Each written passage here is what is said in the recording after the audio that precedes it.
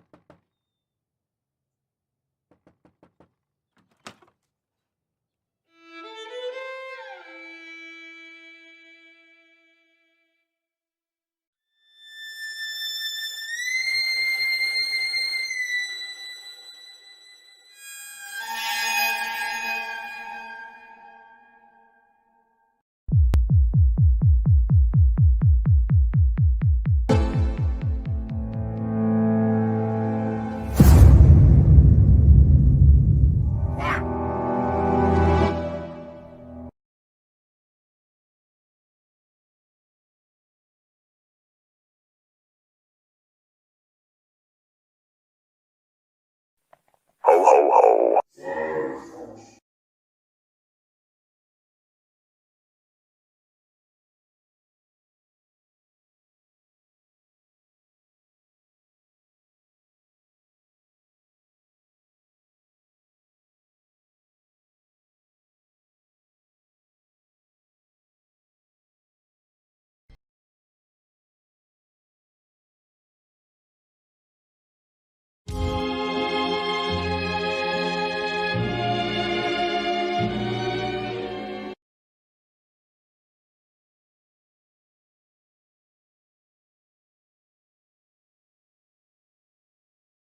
We are live and we're here. What's going on, peoples? So I think Since-Man will be joining me soon. He's working on some shit, getting some last second things done. Oh yeah. So tonight I have a pretty interesting show. We have a really good show tonight. Brutal rule. I thought an interesting comment was made when somebody said to me, I heard somebody say, where's Mandela? Well, Mandela's dead because Saddam Hussein. Mandela's dead. So anyway, I don't know, man. I've been finding like a strange connection between like the mud flood stuff. Like the other day when we were looking at the Mandela effect list, we're still looking at that list. We're gonna finish it, but we're gonna go look at more tonight. But I noticed how they would, the Mandela effect, people are saying like the whole Tartaria thing is a Mandela effect. I remember when that first, not that I listened to D-Wave, but when that dude, Geordie Rose, came out from D-Wave in the beginning, and he was like, there's going to be small changes, big changes, down to the millisecond of what you do for breakfast and what you eat for lunch, and then major changes, right? Right? That's what he said, right? You're going to see little shifts, small shifts, big shifts. So like, I'm in all these different communities and I've been trying to connect to different communities and I haven't been very successful. It's like trying to like, I don't know, stick a battery in the wrong way and get it to work, But, so like I've been noticing like the Mudflood community is definitely investigating the timeline. The timeline is corrupt. Basically, the timeline is corrupt, right? So the Mandela effect people are investigating the timeline too. You know what I mean? So there's a similarity there. So I'm hoping that we can mix a little mud flood with a little bit Mandela, and we can bring some communities together. I'm attempting it again. Yeah, I am attempting it again. I attempted to bring the Meltology and the mud flood community together. It didn't work, but I'm still gonna try.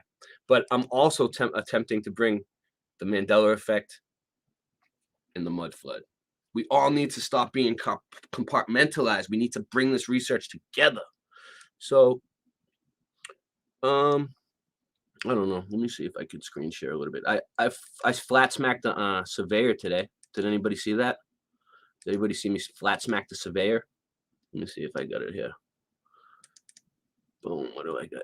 Big show tonight. Boom. Boom. Flat smacking the surveyor. Where was that? I know I got it. Here it is. All right. So I woke up this morning for my wake and bake, you know, like my normal wake and bake, smoking a bowl on my porch, right? Smoke a bowl on my porch. Can you guys see that? Let me see my share. I'll wait till I can see it on the screen. What's up, Kim Ray? Yeah, it's not sharing, is it? All right. No, it should be sharing. All right. No, I didn't share all the way. All right. Maybe that's what I do all the time. All right, here we go. All right, so this is a view of my porch today when I went out to smoke a bowl. Let's see if it comes up. The computer's being slow tonight. We're on a lag here. All right. So you see that? That's surveying equipment, right? So I look around and there's 2 surveyors out there. And I was like, boom, baby. It's time to spring into action. So check this out. I talked to the surveyor and I ask him, let me just play the video.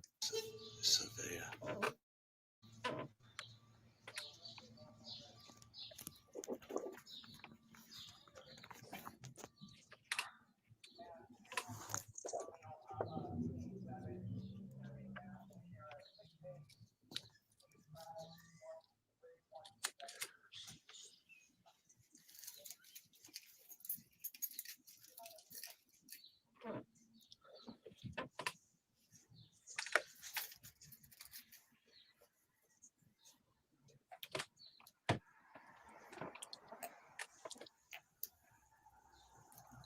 Watch.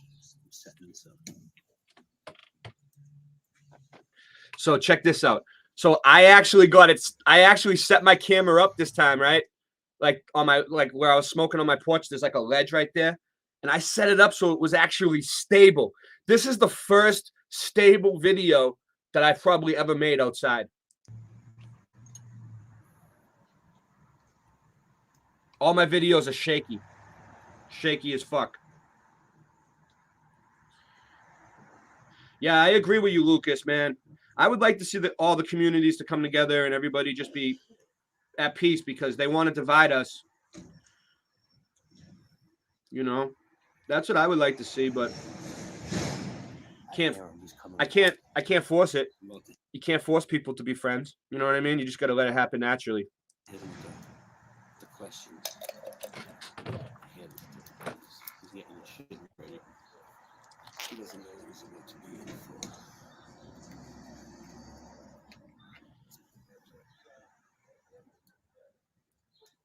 Oh yeah, Kim Ray, this is good. You'll see. I flat smacked the shit out of this dude. He said he has a. All right, I'll let him talk.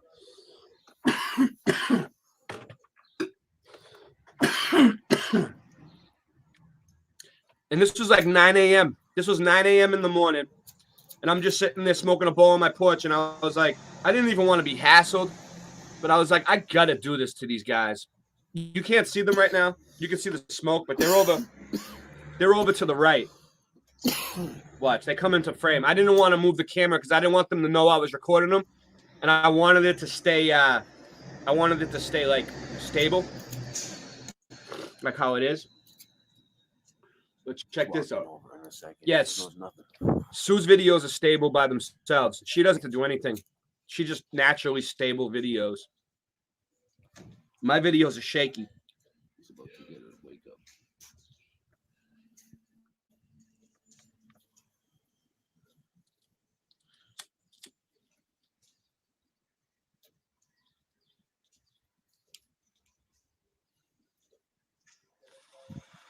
Here he is. Here he is. So this dude. So it's this dude right here is the surveyor. He came out of a truck that was right here, parked right here behind this car. And there was another guy over there with him too. They're both surveyors. And they're over here outside my house just fucking around, doing some bullshit. So I'm like, let me see what the fuck these guys are up to. You know what I mean? And I was friendly to them. I was very friendly. And the guy got triggered and he was rude. And you know what? He pushes an idiot button. This motherfucker pushes an idiot button to account for curvature. Hey, are you a surveyor? Yeah. I have a question for you, right? Just out of curiosity. When you're measuring over like if you're building a bridge over like the water and you're measuring miles and miles of distance, right? Do you ever account for the curvature of the earth in your measurement, 8 inches per mile square? Yeah. You do? Yep. For me, it's just a button on the road. Oh, they just have you press a button? For him, it's just a button. So basically on this fucking thing, they have a button that it says earth curvature, and he presses the button and it calculates the fucking curve. Do you guys believe it? Do you want us to calculate it with the curvature of the earth and say yes or no? Most of the stuff we do is so close. It's only a couple hundred feet, so we just do you ever you just did you hear that? I'm gonna replay that. Most of the stuff that we measure is so close that we just a few hundred feet, we just neglect it. We do so close. It's only a couple hundred feet, so we just do you ever you just neglect it? They might be lying to us and that there is no curvature. Water always finds its own level. Thrust and combustion don't work in a vacuum. It violates the second law of thermodynamics. Gravity is just a theory. Obviously, I'm a flat earther. But what I'm trying to tell you is you need to start checking it out for yourself because we can see too far. We take long distance photography and we can see like the Chicago skyline from the Lake Michigan shore. It's a mirage. It's a mirage, motherfuckers. Right? There's no way over the water that you'd be able to see that.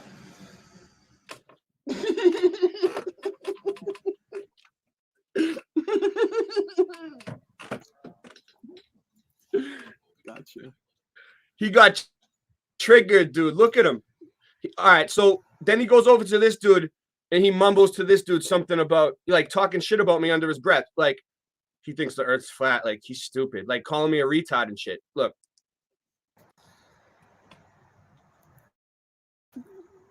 And he's shaking his head.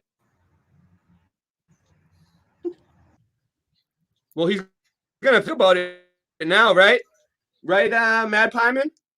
Like, he can't unhear what I said. He's smart. He knows the math. You know what I'm saying? He knows what I'm talking about. So it's not, he's gonna think about it now. Every day when he goes to fucking work, he's gonna look through this fucking thing and he's gonna be like, we can see too far. 8 inches per mile square. You know what I mean? Why are we pressing a fucking stupid button? That, and sometimes we don't even press the button. Sometimes they don't even press a button. He said, they just neglect it. How could you neglect the curvature of the earth if it's a ball? How could you neglect that? If you were doing measurements and building bridges and fucking buildings and shit. Oh, so these dudes are going to build a brick building like this somewhere on uneven terrain and they're going to just neglect the curvature of the earth? Like, are they serious?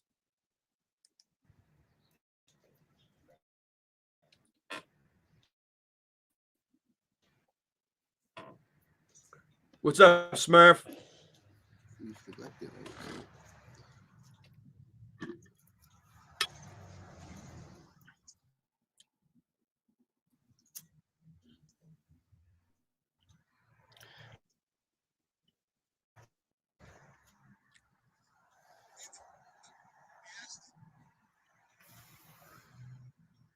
Pilots, they don't account for the curvature of the earth either. We asked them. I tried, guys. Airplanes? I tried. It was like 9 in the morning, man. If it was like later in the day, I mean,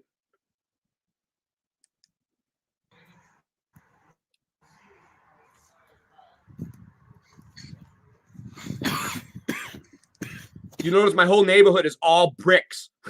Every house is brick buildings. I live in Tartaria. Okay. So that was pretty cool, huh? What'd you guys think of that? Little flat smacking? See, I'm a flat earther. I flat smack people. Singe Man's here. Singe Man. What's going on, man?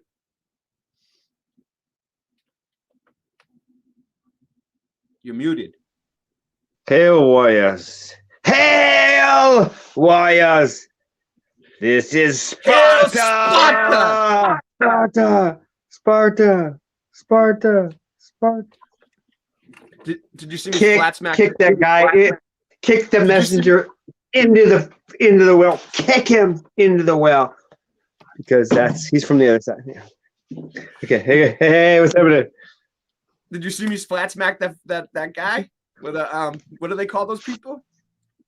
Land surveyor. Totally. I do it all. I do it all the time. The land surveyors. Right when you said the brick thing, I was in backstage and I said bricks, and then you said bricks right after I did. I have some ESP power. I'm thinking lately, this ESP is flowing. I say something. I think people call me and say, "Hey, what about this?" I think I'm like, wait, how did you know? Did someone tell you? They're like, no. I think you're becoming a mud flooder. You're becoming a mud flooder. You notice the bricks right away, right off the bat, bricks. You got all excited. I mean, if you get you might be becoming more of a guru.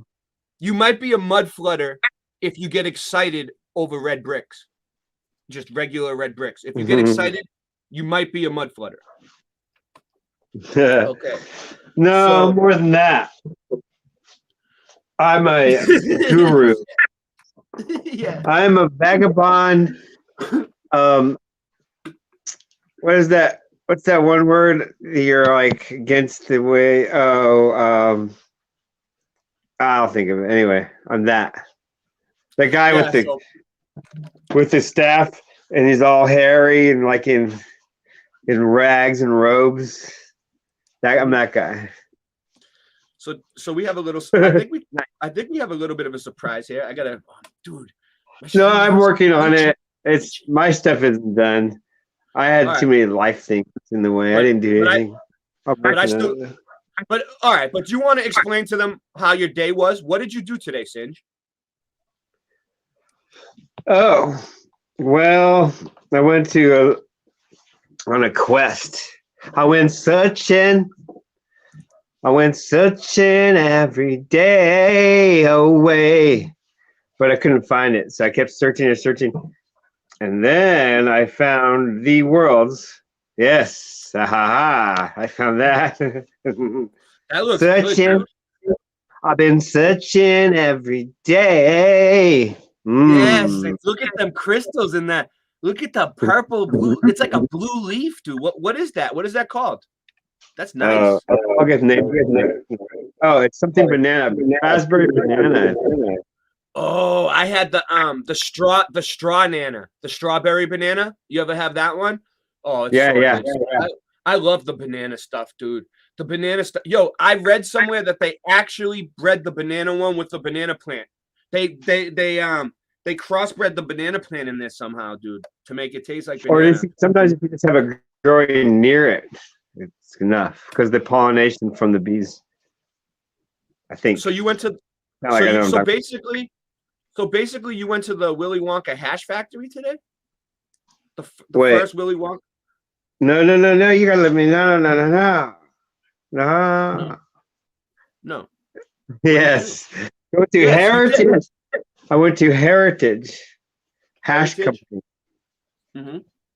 The Heritage Hash Company, the very world's first public hashery, and you're allowed to film in there, and I could film the entire time. I was just trying not to push because I'm gonna go back there. I'll film some more.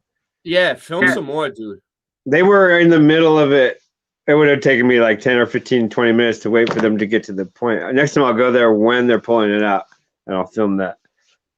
So they won the cup, yeah. Big time. Ice water hash, dude. They got the rosin there too, dude. So they're pressing rosin. Oh, so they're What's making hash and rosin. What's Look. that cup called? You know, the cannabis cup. They won the cannabis cup. They a won the couple cannabis cup. Oh, times. dude, Yeah, they're awesome. that is awesome. So they're the world's first cannabis hatchery, and you can experience and view the process right through this window. They wave at you, and they don't care if you film them. And you can film the buds you buy, the hash you buy. You can film the money transaction. You can film from the second you go in to the second you go out if you want. How much hash are they making in this thing, dude? How much is that? That's a lot of hash, dude, ain't it? Look at that. How much weed do they use? He said Do that they you have can a lot watch of your weed? hash be made. Like I can watch that hash be made and then say, okay, I'll come back in a couple of days. Can I get that hash? And be like, yes, you can get that one you watch made. So it takes a couple days for it to finish the process when they make it. Something like that, yeah. But you can get what you watched made. So we're gonna do that. I'll go through the whole process. Dude, I want to come out to Cali so bad now, dude. I'll have to send you. We don't have this. We don't have this here. I know. I'll send you some. I just found it. So yeah, it is a. Yeah, we'll figure it out. They do stuff like this. This is that amazing. starts out like this Dude, powder kind of stuff. This lady looks like she's in Willy Wonka's fucking chocolate factory. Yeah, this is Willy Wonka. They actually wear the white lab coats, walk around, and they'll talk to you and answer any questions you want. Very friendly, and you can. Oh, they gave me free doobie with hash in it. I haven't smoked that yet. Oh yeah, I smoke blunts. I smoke blunts with hash. So basically, they have the flower rosin. They have every level you want, but up to the flower rosin. Again, it's called Singe. You don't know how lucky you are to have this near you, dude. This is like world-class fucking hash makers, dude. Like, if I were you, I would go there all the time. I wouldn't even fucking deal with the dirt weed no more, man.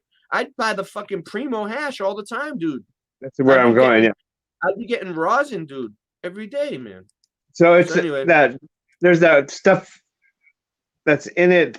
In some of the stuff, what's it called? The chemical that's in some of the stuff. Forget. Anyway, this is that. That's the front door. Oh, I know what you're talking about. The what are they? Yeah, I know what you're saying. It's that gas or whatever stuff. I forget the name of it, but they don't have that. It's blah blah. They don't use the solvent. The solvent, There you go. Non-solvent. Yeah. There you go. Yeah, you don't need the solvent is bad, dude. The solvent is bad. I don't know. They're very good. They grow their own buzz too, and they're really cheap. But they said these are better. Get these, and so I got that. And dude, in this, you turn the corner, you see this huge warehouse, and that. Yeah, this building is a trip, dude. When very nice. It looks like something out of like an old Western movie to me, Singe, because I'm in Boston. I don't see buildings like this. This is like a. But, look how far you can see. Look how far you can see. I mean, in your town, you can't even see that far, right? There's buildings in the way. Yeah. I'll show you next time. I'm really nice living out here, except for the fact that it's California. Yeah. It's like they're like, hey, this is the nicest place. We're gonna take over this. Yeah. This is so cool. Hold on, I got more. It looks just like I mean, I got that too. Right. I got the video too. It's basically like normal place inside, but you can film and they make hash. Is this van doing deliveries? Oh, not only that, no, I'm going to ask him for a job. Maybe I'm going to ask him for a job. I would work there, dude. I would get a job there if I could, dude. That would be think about how ill that would be to work. I have a clean driving record and clean record, so there's no reason to hire me. I wonder if you got to go to some sort of like. Here they have cannabis college, like that. Yeah, you get to smoke this much, and then you can go. Okay. There's a lot of colleges teaching courses on cannabis, courses on cannabis now, dude. And all the college students, they're the ones getting in. The world's first public campus hatchery. The world, the entire planet. State-of-the-art manufacturing, and people, like you say, people have to come from around the world. He said they just opening here. That's some fire, Singe. I'm sorry. They put up 1 year. People from around the world come there. It's 1 year. That looks like some dank. That's what we call the dank. We're like, yo, Is that gonna shit get is surprised? dank. This is what I've been complaining about. I'm like, okay, that's good. Yeah, you finally got up off your ass and stopped complaining and went to a real place. Look at this. I know what you mean. That's it. This is funny though. I've been searching every day. Look, I noticed this though. Look, inspired by our planet, by our not plane, planet. So you would think they'd be awake and they would know since they smoke weed. It's like very fine planets, very fine things. Might break. You see how this package says like earth, fire, air, water, life on there? I remember when they started opening the cannabis shops around here, they were like, I was like, oh, I want like sour diesel, granddaddy purple. Like I was naming all these fucking, OG Kush. Like I was naming all these good ones off, and they were like, we're not going to call it that anymore. We're going to get rid of the street names. We're going to start calling it like earth, fire, air, water, life, like things like that, like natural element. That's what they're doing. They don't want it to sound like a street drug. That's weird. Yeah, it's just like no. It doesn't matter. It's not a street name. I never bought it on the street. I don't want to smoke something called Did you ever air. buy buds on the street?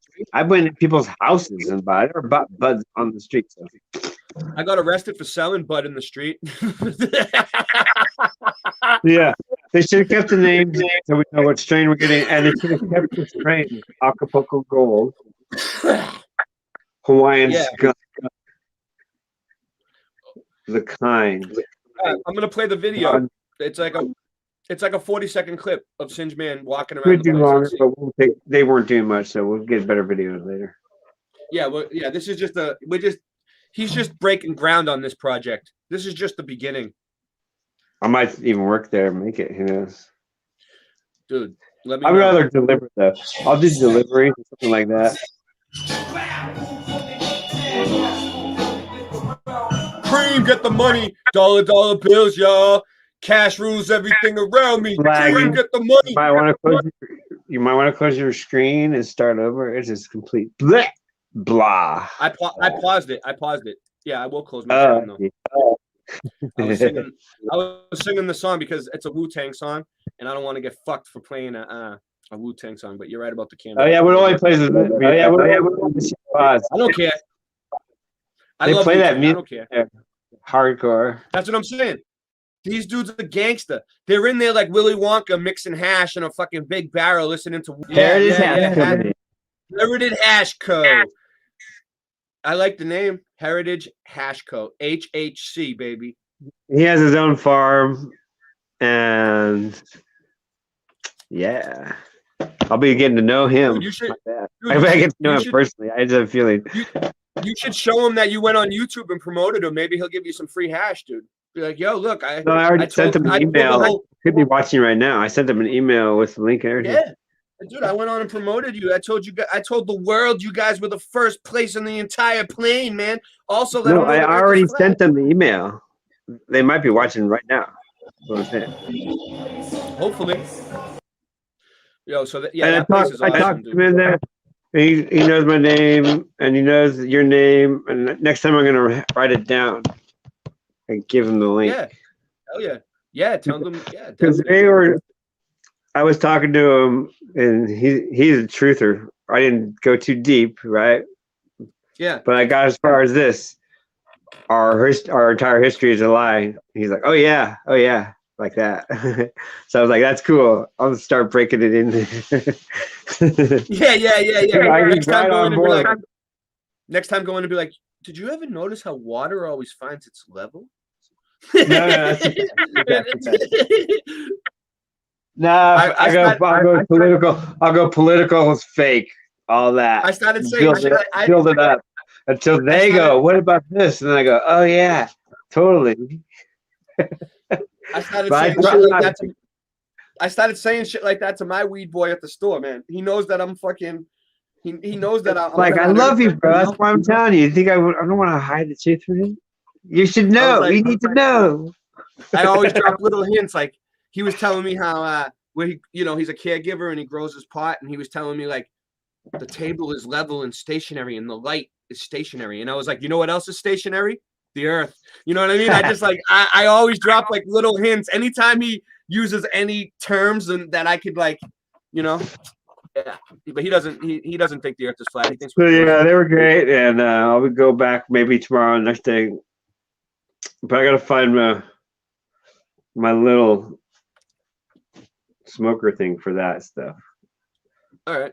So they have everything in there too. I mean, edibles, the hash, the buds, joints, seeds, products, pipes, pretty much. Yeah.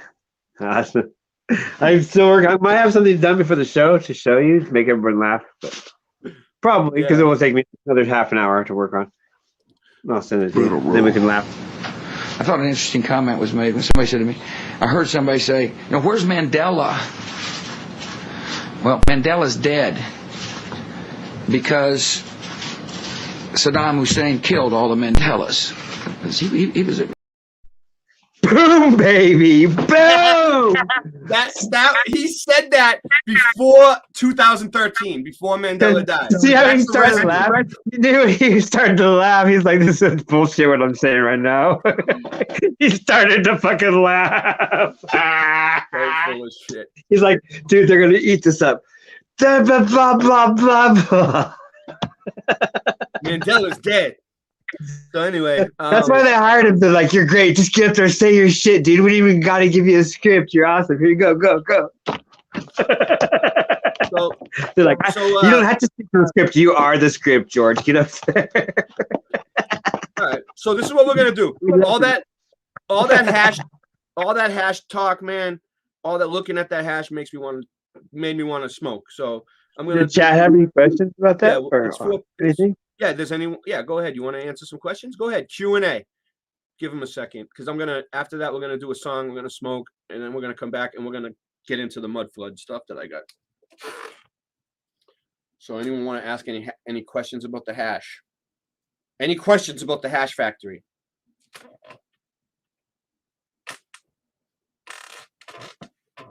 Let me give them a shout out. We'll wait for a minute because it's slow. So if you see anything come up, let me know. All right, so we got Paradoxine Oxide, Smurfer, the one you don't see, Rick, my man. We got Algo, Tommy. He doesn't lie. Tommy tells the truth. Boom, baby. All right, who else we got?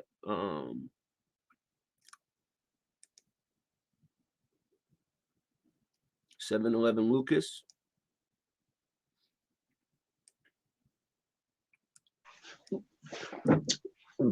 Mr. Should I shave my beard? Shave my beard. I'm a pirate. I shave. I let it grow. I shave mine. I go all nuts with it. Mad Pieman's here. I'm trying to see if it'll go like another inch. If it starts to go, then I'm gonna keep going. Oh, I'd like it to go like that, and then just down here like that. And then I'll shave my head, and then I'll just stand on like a stump like this in the middle of the park until they call and arrest me. Yep. All right. So that's a shutout. We're gonna do the 420 counter.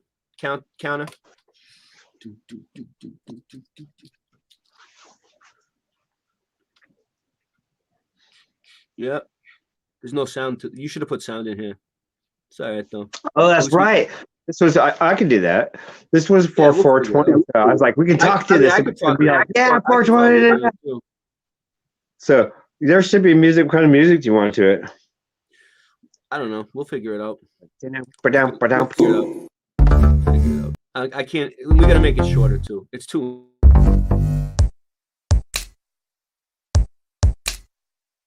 Wanna get high? Wanna get high?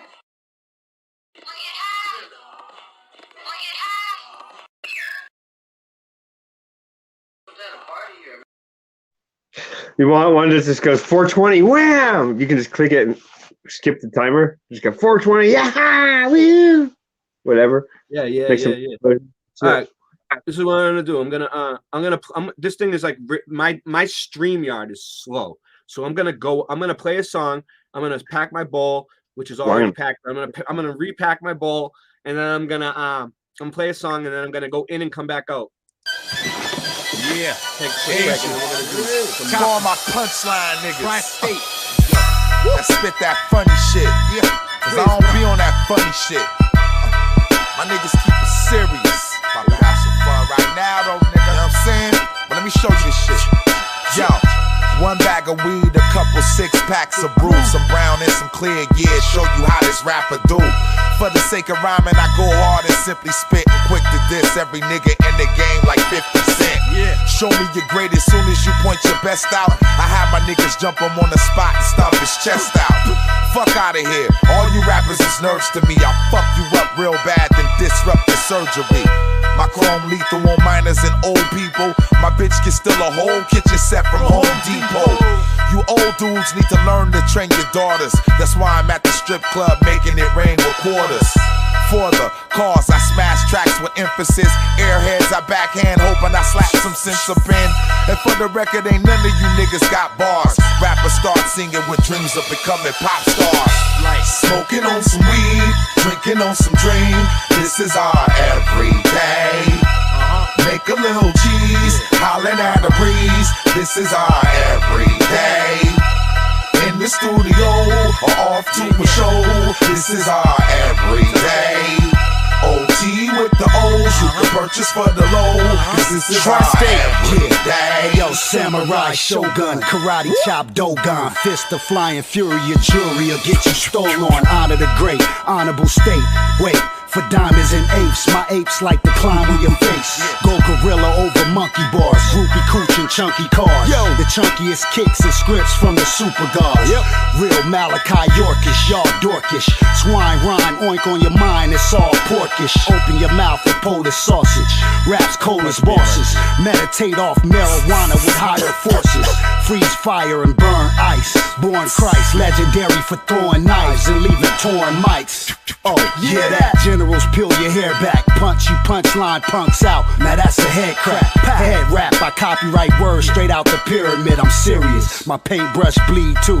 Period. Bitch. Smoking on some weed, drinking on some dream. This is our everyday. Make a little cheese, hollering at a breeze. This is our everyday. In the studio or off to a show. This is our everyday. OT with the O's, you can purchase for the low. Cause this is our everyday. Chem dog and chop Thai weed, I bring plenty. Always keep the 8th after me, I'm King Henry. And the Visine, if I seem Chinese, don't mind me, the lime green 20s got me blacking out like 1920. What, like I'm here to amuse you? Why do I seem funny? I'll shoot your hand off, make it look like ice cream running. And you're licking the wound, I'm stupid Ori though. I'm king of the cast, will you say for over and over? You're Super Mario. GCM, releasing gems, teaching men the civilized way to get a nice spray and leaving Tim. Believe it, it's him. The animals loose on your bitch as the cannibals drool. My first impression throws people off, no mechanical bull. Copying vintage black fitted hat, cocky like he invented rap, making bitches mad like I'm Spencer Pratt. Worry me with dames, so many foreign dimes following all in line. I probably should find a currency exchange. Smoking on some weed, drinking on some dream. This is our everyday. Make a little cheese, hollering at a breeze. This is our everyday. In the studio or off to a show. This is our everyday. OT with the O's, you can purchase for the low. Cause this is our everyday. Let's let that shit rock. Smoking on some weed, drinking on some dream. This is our everyday. Make a little cheese, hollering at a breeze. This is our everyday. In the studio or off to a show. This is our everyday. OT with the O's, you can purchase for the low. Cause this is our everyday. Let me hear that.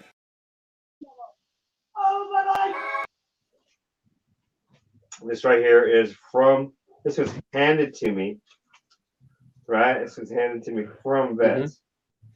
This one in particular. Are you talking to me? Your camera's off. Oh, sorry. No, I was talking to. All right, it's cool. Hold on. I'm playing another song anyway. Yeah, this is how you sell your motherfucking shit yourself. This is not an overnight story of success drawn up in the boardroom by corporate executives. This is not a fabricated gimmick or mimic. I'm a real life image of a world where the hectic live. Brought up in the streets of purgatory, living next to sin. Caught up in the beef and murder stories with my best of friends. Thought of some creeps and burglars, boy, we were just destined then to take our last breath early. I caught a second wind. My heroes, hustlers, fighters, killers, and cons. Ain't none of them in flew with the cape. So with my situation getting grim and my back against the wall, what was I supposed to do to escape? I moved units hand to hand through dealers with coke baggies and grams till it started spreading throughout the states. With my street marketing plan, the white man is a devil, laid my foundation down, now blew up, it's great. I'm internationally known. No, I won't break. Look me in the eye, you know it's my fate, middle finger in the air. I hear what they talk, but I could care less. You in phase of my woe. All I got is a whole lot of time, so I focus on the grind. You can hear the heat bumping from the sidewalk.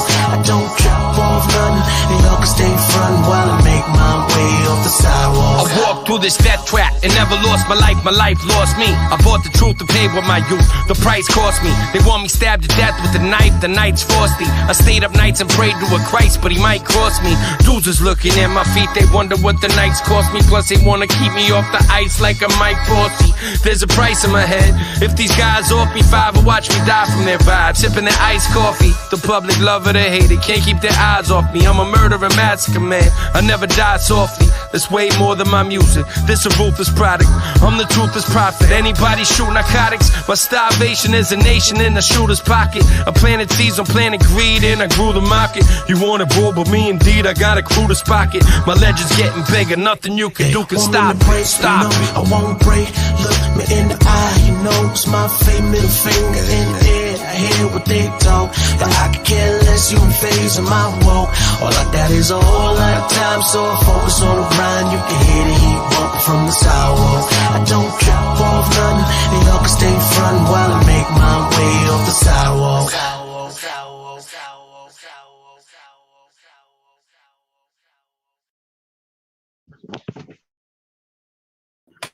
So, I was talking to my grandpa.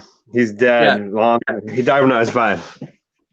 Oh, I'm probably still talking to him. Cool, huh? yeah, I was talking about that the other night, how I talk to dead people in my head. And you know what's fucked up, Singe? I hear their voices, like things they used to say to me. Like, you know, I hear them. Like the thing, like it's weird. It's like they're talking to me, man. They're talking. My grandpa was so badass, dude. He lived through World War II. Took mustard gas to the chest. They cut it out on the field. On the field, they cut it out, set it back up. Wait, what does mustard gas do exactly? I heard of it, but I'm just not very. Like burns it, kind it of. Like eats through your. It's like acid. It melts your skin. That's why they had to cut it off. Yeah, and so they just basically cut it out, and they took his chest flesh and just wound it up like that. And so, and the rest of his life, he lived a wad of flesh right there. He'd carry $500 in his sock. This is 1968. Carry $500 in his sock, smoke cigars, lived through that, got Purple Heart, lived through that. We worked for Ringling Brothers and Barnum Bailey. He did all their signs, painted all the horses. That's where I get my artistic side from. He did all the horse, the merry-go-round horses. He painted all those horses. Mm-hmm. And he traveled around in a little like a gypsy after the war. So it was like his dream to do that, be an artist. And he lived to be like 82. And it's like lived through the war. And it's crazy. So I was like, yeah, I'm gonna live to be at least 82 because I got it way easier than he did. Well, I'm gonna get into the E-War. All right, so you know, I look for anything good in the community. If I That see guy's something really cool. good, he's cool. And since all right, so remember the last time we shared Ewar and we went over it, it was called the Labyrinth of the Lost Guild, right? And we went over that.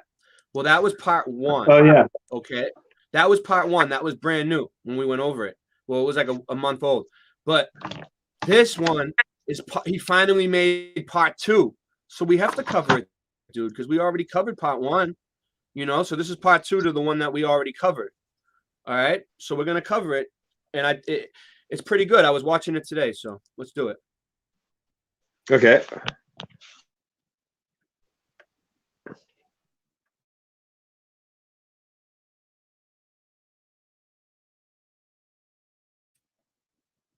Let me read it. Palette. I concluded that my trying to sound like Ewok. I can't do it. As I lay on my pallet, I concluded that my father should not have sent me out into the world, which was more complicated than I had thought. What's up? I was trying to do it too.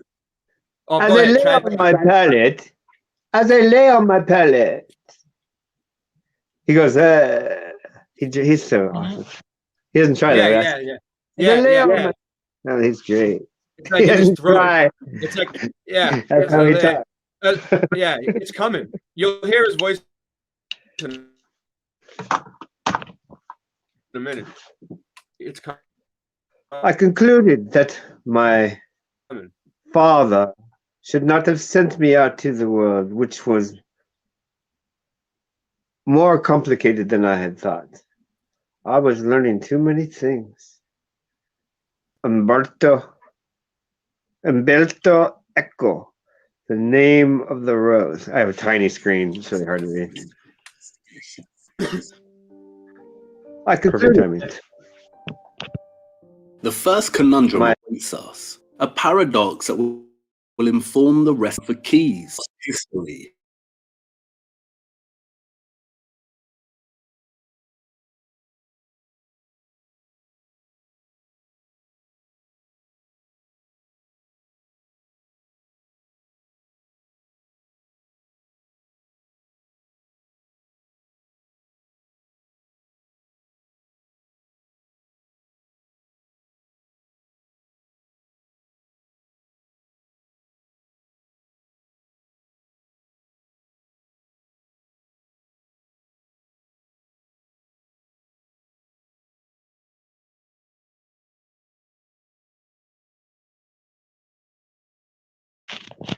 And so, with the voice that is not Ewa's, we should continue on.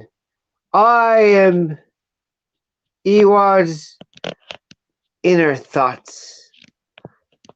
For I say to you, the timeline is linear. Oh yeah, timelines are, he'll catch it in a second. See, here it goes.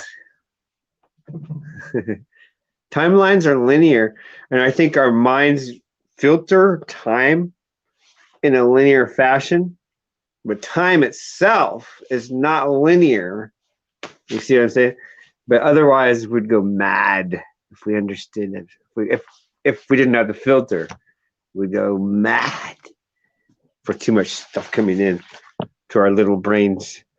Brother, here, I'm gonna psychically get him. You are muted. You are muted. You are muted. Bam, he got it. You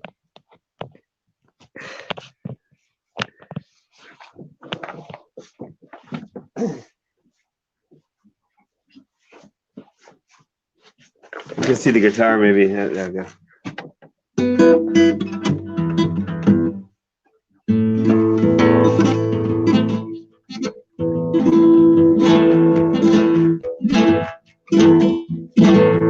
I did get it. He got it. Okay.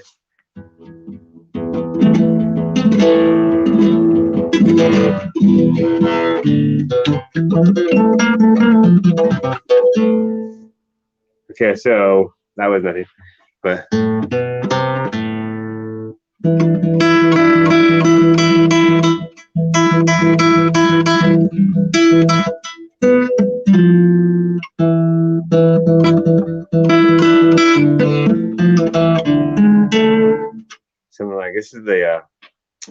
the Moorish dance goes. I just fixed it. There you go. Okay. Yeah, I know I was muted. All right. So what I'm trying to point out here is that the Mandela Effect community is looking at the timeline. The Mud Flood community is looking at the timeline. Right? There's a problem with the timeline. That's what I'm trying to point out. That there's a similar. I just see that there's something similar there. What the fuck is going on now? Did I lose the whole thing? Yeah, I did. All right, give me a sec. With Esteban. Esteban. The computer, it's not working good tonight, dude. It's gonna work, but it's being choppy, dude. It's glitching on me. It was working good the other day.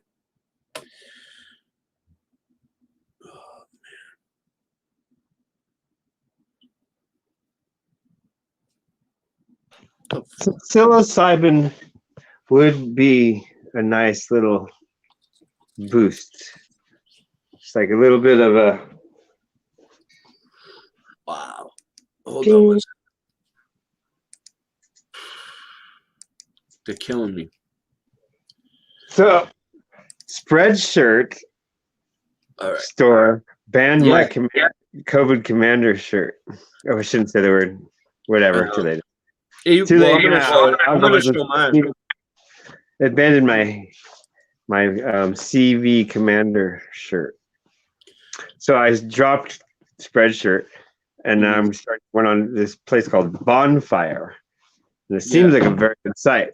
The shirt's still up, no complaints. You can start campaigns for a product for your shirt to, let's say we're having a jogging run. You can say, we have a jogging run shirt. Everybody get the jogging run shirt. Right? You can have little campaigns for your product on that Bonfire. It looks kind of cool. I just noticed something. Let me try something. Nah, actually, I'll try that on something else. All right. Don't try things, dude. No. This isn't a test. We're already screwing up enough. We gotta. Why isn't it playing my fucking video? I'm not even playing it offline, dude. It's from the computer. They're gonna really mess me. They're really gonna mess with me tonight, huh? It ain't gonna work. Hey, yeah. Would you like me to entertain or? I can play. You know what? Yeah, I'm gonna play a song, dude, and I'm gonna try to get this shit working. Okay, I need to take a quick break. Yeah, let's do it. All right, we'll return. Something's going on again for another break. After these special messages, we'll be right back. Yeah. Jesus. It should be able to share that video. All right. We will be right back, Singe, once I find the song I want to play. Sean Osborne's going to come in right now.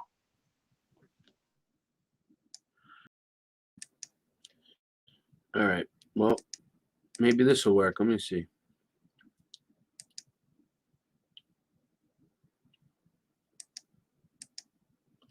Let's see. You guys see this? I think I might have to skip the EWA tonight. I don't know. It's not really playing. I might have to do it at the end. Maybe it's God's way. So we got where were we at? We're gonna pick up right where we left off here. I'm covering this whole thing, dude. All right. Did we do this? All right. The Charles Schultz and the C3PO thing. I just want to show you guys something real quick. If I can even get that up.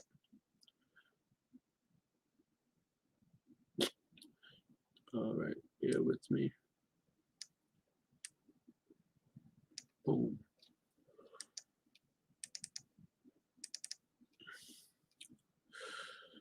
All right, so I found my residue here. I got a ton of shit. This is my shit that I found, okay? Let's see if I can bring it up. All right, so I found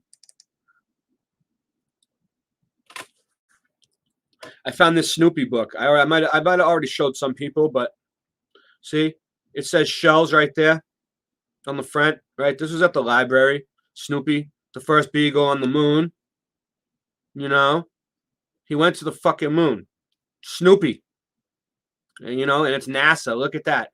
In cooperation with NASA. They're trying to brainwash the kids into thinking Snoopy was on the moon.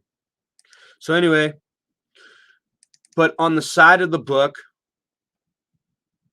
right here, you can't really tell because it was blurry, but I got a clear shot right here. I got the camera to focus in. Look at that. Boom, baby. Schultz. Schultz with a T, the way we remember it. You see? I found a book. This is what you do. Go to the library and look for Charles Schultz books, and you will find that the librarians still remember Schultz.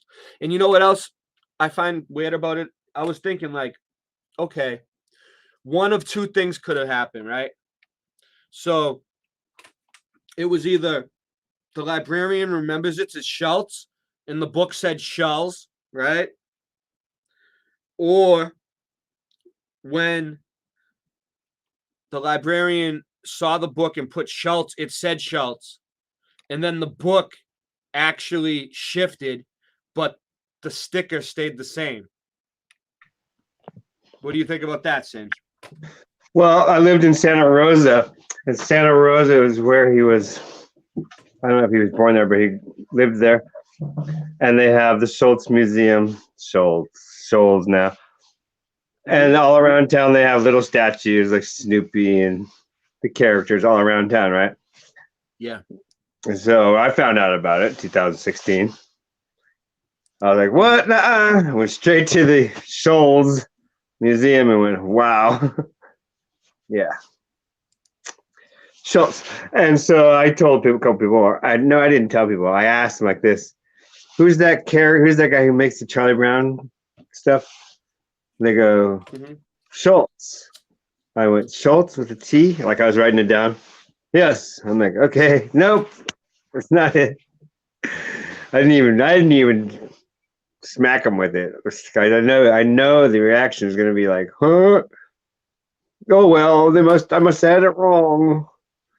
So I don't even bother. Only once in a while when I sense that people are open to a little mind bending. Yeah. I don't think we covered this one. All right, let me read this. It's all in the spelling. Was the creator of Charlie Brown cartoons called Charles Schulz or Charles Schultz? There appears to be a mass memory discrepancy effect at work here because many people are remembering it as Schultz, whereas searches today on the internet mostly turn up as Schulz. It's not just searches on the internet. The books actually say Schulz on them too.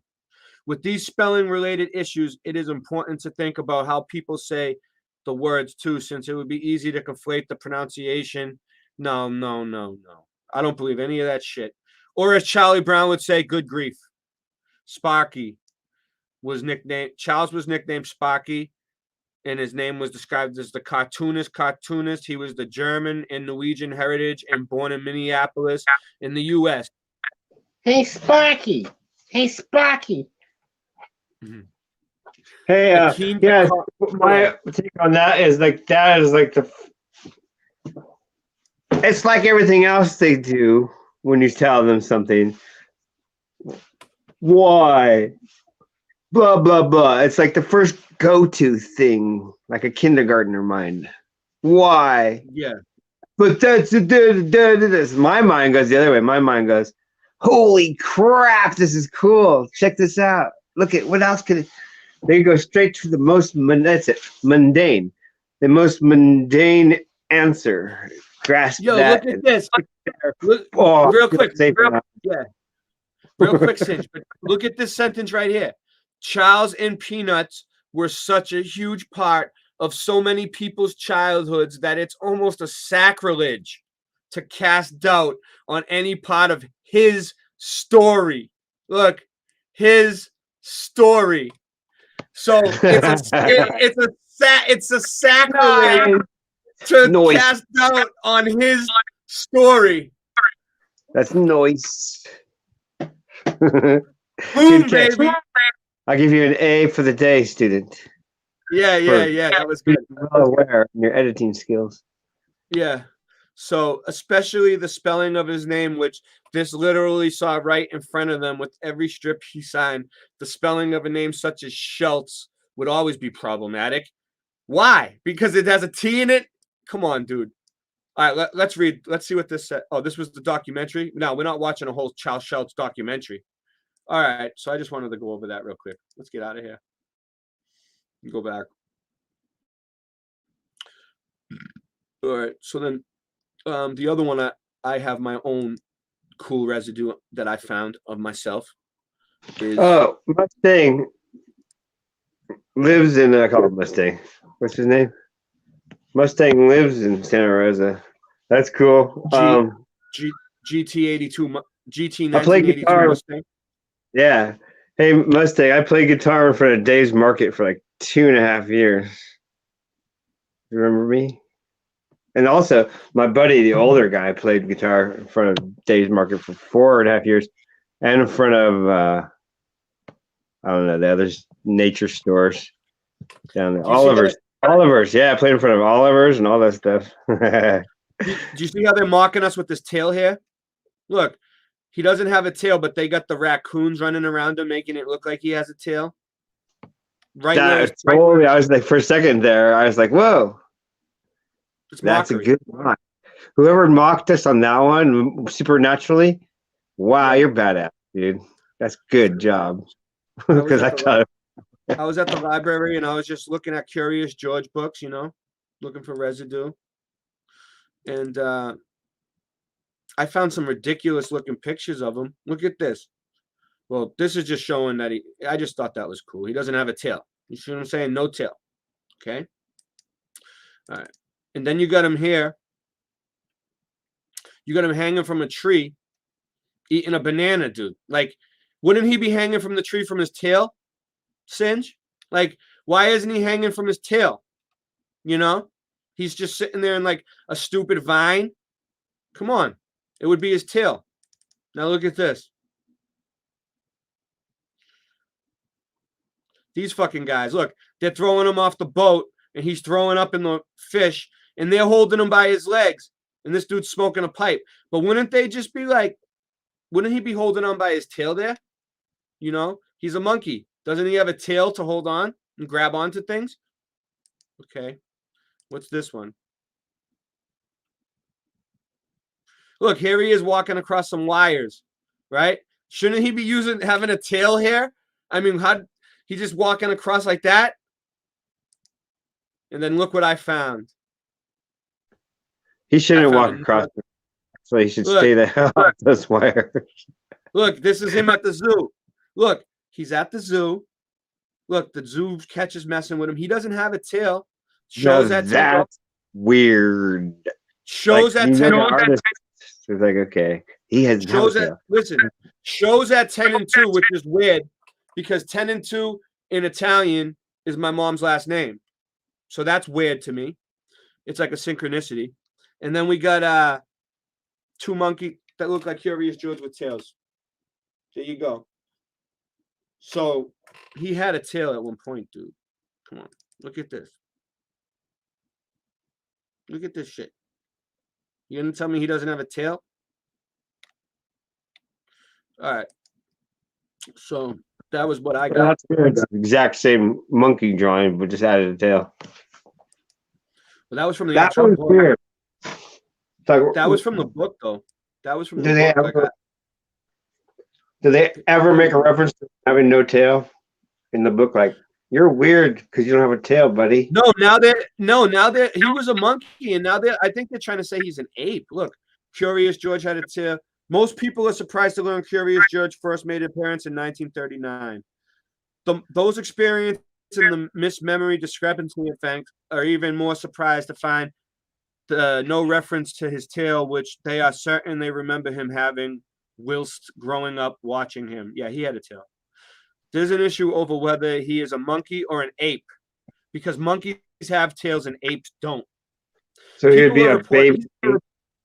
Like you're saying, a baby ape, not a full-grown ape, obviously. He's not an ape, because I read in the book somewhere where it said he's a monkey, dude.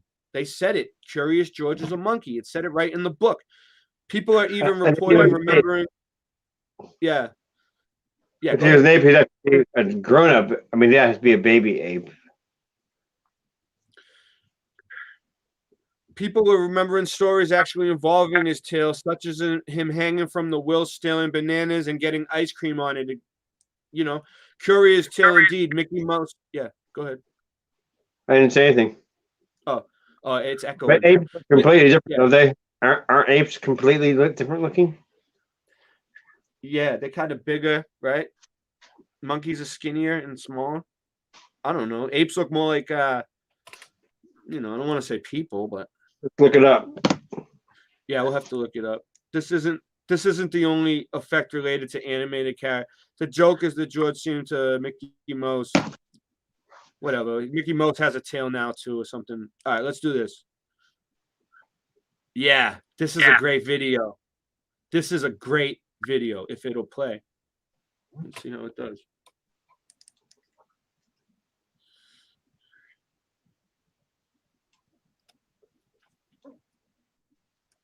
Give it a second. We're not buffering. It's my computer.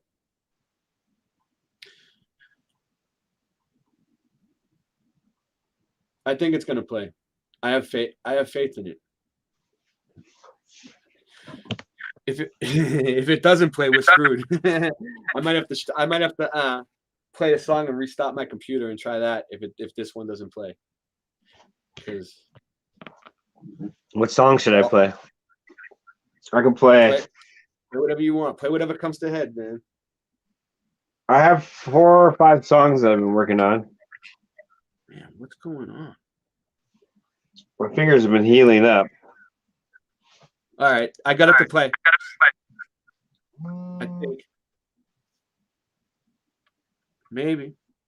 I burnt my fingers last year and they just wouldn't heal. So I've been trying to heal them. Here it is. Finch. I can barely hear it, which is okay. You don't hear it? Just no, it's way too low. There's no sound, or it's low. Low. All right. Well, it's gonna get louder. Give it a sec.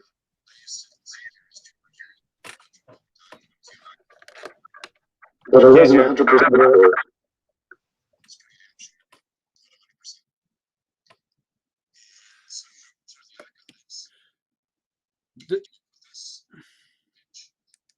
By the way, this is Nobleness D. Nobleness D. Do you know who he is? No. You can't hear me. You can't hear me? You, but I can't hear the video. What? Cannot hear the video. All right, let me try to redo it then. Hold on one sec.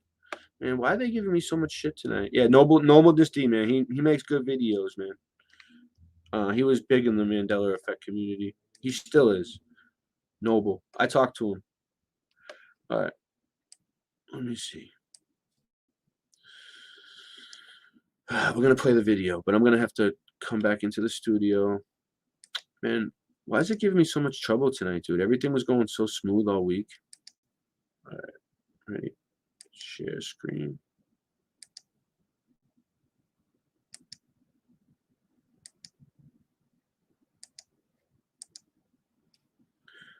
All right. It should work now, dude.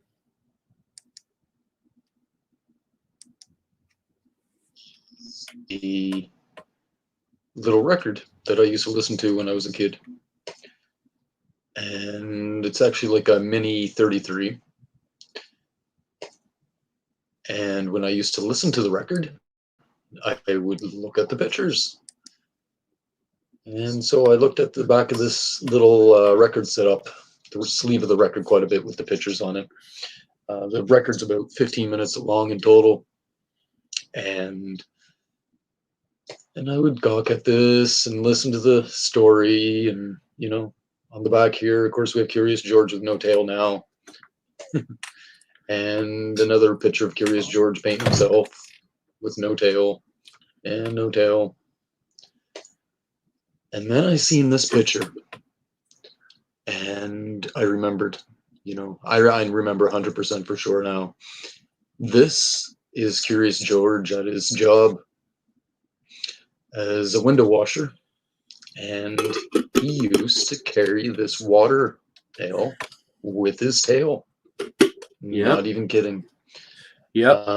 Not only with the picture do I remember him carrying the water pail with his tail. I do. I remember it. What do It you makes think, more Stan? sense. It's like makes way more sense and it's cooler. And having a string tied You know, on it'd to be him. yeah. This way it's kind of like, huh? I guess you wouldn't notice it because that's the way it is. But with the tail, it's more artistic and cute, playful. But they want us. I just don't like it because it's almost like they want us to doubt ourselves. Like they want us to look at it and say, I remember that having a tail on it when I was a kid. Or did I just imagine a tail? You know what I mean? No, we didn't imagine a tail. There was a fucking tail there. You know? Like she's trying to feed the kid and he won't eat. She's trying to get inside the window. Oh yeah, that's nuts, huh? I remember 100%. That's like with the audio as well. Of course, I went ahead and listened to this, and nowhere on it does it mention his tail. But I did find a spot that I'll show you here in a minute that totally made me remember, like 100% for sure. But on this here, it shows him, you know, with a water jug or, you know, a water bucket for cleaning the windows. And excellent part. Love my hand. There's this weird curvy thing. And, you know, like, I don't know how he's supposed to really reach this bucket. He has a little loop on the back. Yeah, how is he gonna reach the bucket, dude? He can't pull it up with his tail to his hand. That's a good one. Right? What's he gonna swing it up? How's he gonna swing the bucket up there with the water in it? Yeah, kind of dumb. Without spilling the water. And he doesn't have a tail to control it. Back of his belt, I guess now, for holding the string, which it doesn't show on this picture. But yeah, I remember for sure Curious George used to hold this bucket with his tail. And I really remembered for sure when I started listening to this. I'll play just a little piece for you here. The cook was a kind man and did not scold much. But George had to clean up the kitchen and then do all the dishes. My, what a lot of them there were. The cook was watching George. You are lucky to have 4 hands, he said. You can do things twice as quickly. I had a friend who could use a handy little fellow like you to wash windows. If you will. George was ready to start. My, how many windows there were. But George tried again. I know. With all 4 hands. Hold on. I think it's the video that's echoing. It's not me. It's not my fault. The video is echoing. Because he's playing it off of a record. And what's happening is, all right, when you play a record, when it goes through the grooves, if you listen to real closely to the record, you can hear it without any speakers. So I think the microphone that he's using is so sensitive that it's picking up the record through the record and it's picking it up through the speakers at the same time, and it's making it echo. But One jump from tree to tree in the African jungle. With 4 hands. And I used to sit there as a kid and go, no, he has 5. He has 5. I'm not even kidding you. I totally remember doing that because I would sit there and look at this picture. Now, clearly, George never had 5 hands, but he was able to do the window cleaning job much better because he could carry the bucket with his tail. And I remember sitting there thinking, no, 5. Obviously, like I said, it wasn't 5 hands that he had. But that audio, you know, clearly makes me remember 100%. And along with this picture, in combination with it, that he had a tail. In fact, he had a tail on this damn picture. No. He had a fucking tail, all right? Just admit it to yourself, dude. Just you'll feel better. You'll feel better after. Just say it to yourself. Curious George had a tail. It's okay. No, he doesn't. Just let it go. But there it is, Mr. Curious George with no tail. But I guess he's getting along all right without it in this case. Looks like Colonel Sanders here trying to stuff some mashed potatoes in the kid's face. But That's yeah, awesome there that it you is, guys. mentioned it too. I'm a big fan of the product and entertainment stuff. If I come up with something, I like to show you. And yeah, there's a take from one of my previous videos, one I love so much. Wow. This is from a video I found. This kid found this Sex in the City residue. Sex in the City container or tube of, I don't know if it's like a body soap or shampoo or what, or gel. I'll leave a link in the comments. And I thought I'd show you this one too. It ain't too much, but Florida looks really long here to me. This was from Sleeping in Seattle movie. But anyhow, guys, to George, peace out. That was a good one. Noble Does D makes great Mandela Effect videos. You should sub him. If you're not sub to him, if he's still around, if he still has a channel, sub it. All right. Now let me see. What's the next one? I guess we're doing Mandela Effects tonight. I'm gonna still try to get back to the E-War video too, because it was really good. But all right, so let's see. We did Smokey the Bear, Curious George, me Tarzan, you Jane was never said. You guys see this? This is before my time. But I remember my mom saying, me Tarzan, you Jane. My mom knows this one. Me Tarzan, you Jane was not in the original Tarzan movies. You Jane, me Tarzan.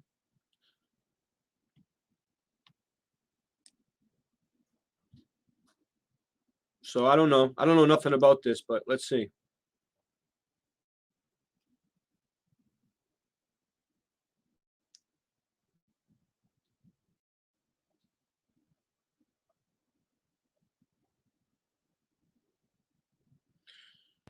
There it goes. Yo, that's an ape right there, dude. There's an ape, Singe. That looks like an ape. Whoa.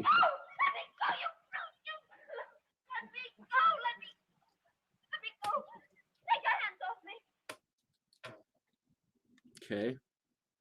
What the fuck? That's what it's doing to me tonight. All right. It was because of that little pop-up. Screwed up the whole thing.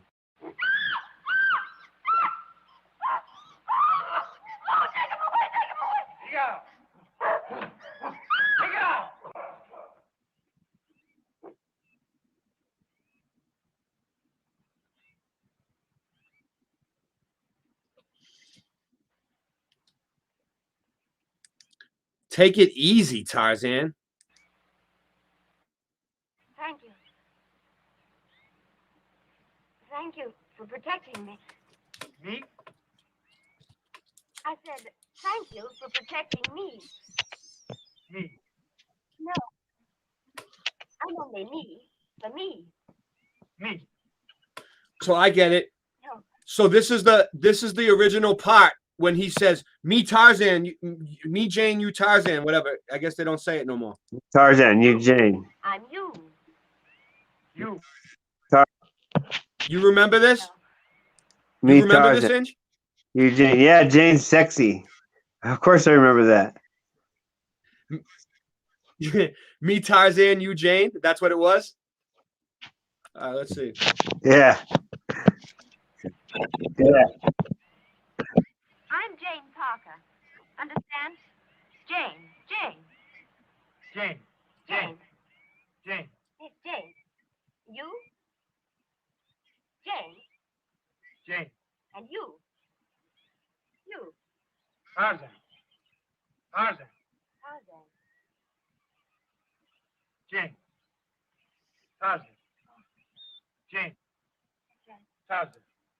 Jane. Tarzan. Jane. Tarzan. Jane. Tarzan. Jane. Jane. Oh, please stop. Let me go. I can't bear this. So wait, he just went back and forth, Jane, Tarzan, Jane. He doesn't say it no more? Well, Dude, that's a there's trick. better. There's a better movie though. It's more realistic and less corny. I wonder if he says it in that one. Yeah, but they're saying this is the original, and this is where I remember. This is where he said it. Like I don't remember, but I remember think I've seen this kind of one. like I remember this. Like my mom showed it to me. My mom, yeah. But yeah, it definitely Kinda. was. I I remember me, Tarzan, you, Jane. However, I watched several different versions, and I'll look into it though. It's a really good movie. What's it called? Yeah, that was it. It's not called Tarzan. It's called. There's my boy copyright right there. All right, let me see. Who else we got here?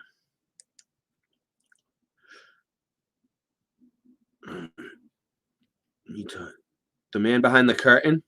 So this is the Wizard of Oz. They killed me for playing a Wizard of Oz clip the other night. So we'll just see what it says here.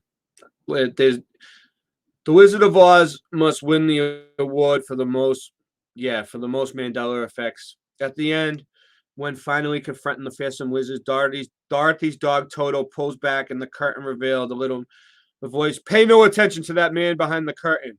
Or was it, "Pay no attention to the man behind the curtain"? So what do you think, dude? The or that? Is it that big of a deal? Pay no attention to that man behind the curtain. It was the man. Pay no attention to the man behind the curtain. It was the. What do you think, Singe? The. What does the chat think? The or that? There's another Tarzan. It's still not the right one though. Hold on, I'll find the right one. All right. I'll play it if you find it. I'll try to play it.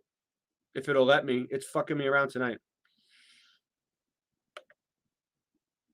Do not arouse the wrath of the great and powerful Oz. I said come back tomorrow. If you are really great and powerful, you keep your promises. Do you presume to criticize the great Oz? The Man Behind the Curtain, baby. Boom. You ungrateful creatures think yourselves lucky that I'm giving you audience tomorrow and 50 years from now. This is so crazy because this is like what's going on right now in the world. Okay, people? They're trying to make us think that there's something out there that's going to harm us that's not. It's like the man behind the curtain. It's like the man behind the fucking curtain. Pull the curtain back and you got this little fucking.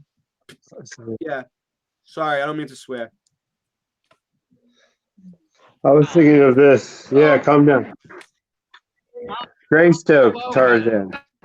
I was thinking of that. Maybe they did it in that one because they remembered it that way. I don't know. We'll see. What the Tarzan one's really messing you up, huh, Singe? You're really affected by this Tarzan fucking. It's really fucking you up. I can tell, Singe. No. You're gonna lose sleep over this. I'm looking up one thing, and that's it. Yeah, that's I had to look it up. Singe, relax. All right, No. let's do this. I don't want to relax. People do that to me too much in my life. I'll fuck off right away. Spoken. Who are you? Oh, I am the great and powerful Wizard of Oz. You are? I don't believe you. No, I'm afraid it's I'm true. maniacal. No other wizard except me. You humbug! Yes, it's exactly so. I'm a humbug. Oh, you're a very bad man. So what? Do not arouse the wrath of the great. So it said pay no. Did it say pay no man to? I wasn't even paying attention to that one, dude. Whatever, dude. There's the ruby slippers. All right, let's come back. All right, Krispy Kreme or Krispy Kreme with. All right, Krispy Kreme with a K. Yeah, it was with a K for me, dude. Or Krispy Kreme with a C. Yeah, crispy with a K and cream with a C, or I'm not sure. No, 2 Ks, right? Krispy Kreme. I don't know, but there's a K in there somewhere.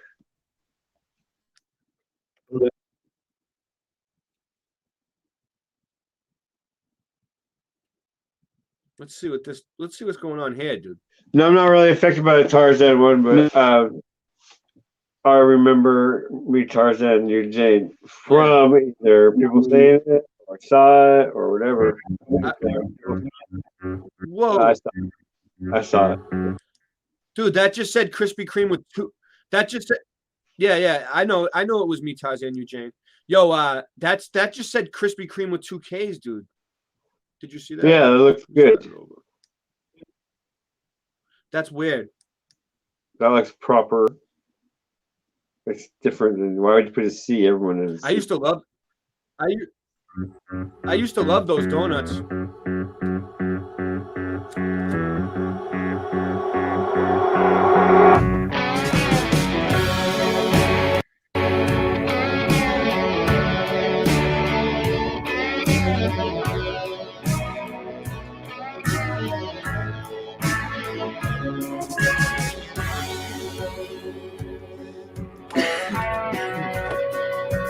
What's this?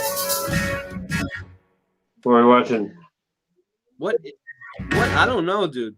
This is supposed to be residue for Krispy Kreme for 2 Ks, I guess. It's not. It's a commercial. But I wonder. I wonder what it's from, dude.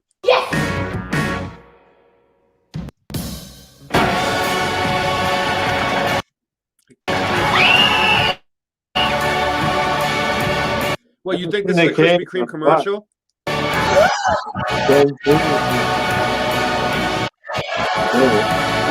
Yeah, Singe. I think it is. I think it is.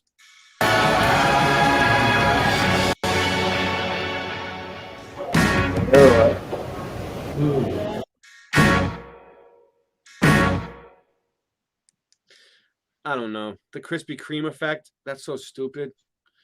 That's something somebody made, dude. Why do they even put this here for anything? Why would they even put this here for Mandela effect residue for Krispy Kreme? Oh, because it looks like the way they remember? But that's still not, that doesn't count. Yeah, to me, that doesn't count, dude. That doesn't count, dude. I'm sorry, guys. That's why I was asking you, what are we watching? Because I was like, what the? I was trying to figure it out the whole time. I don't know. Yeah, that doesn't count. I can do better than that. Sorry. I'd make people go, whoa, 2 Ks, but talking about something completely else, right? And then edit that into this.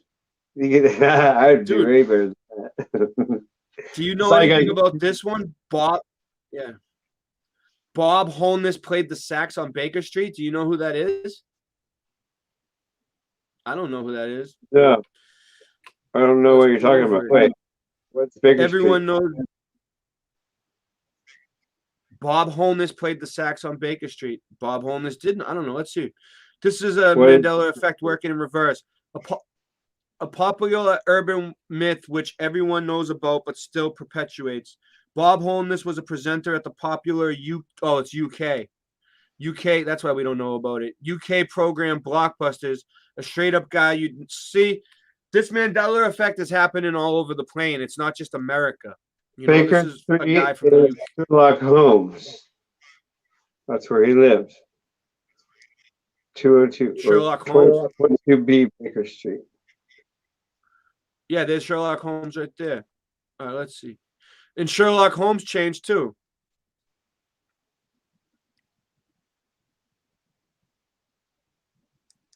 To what?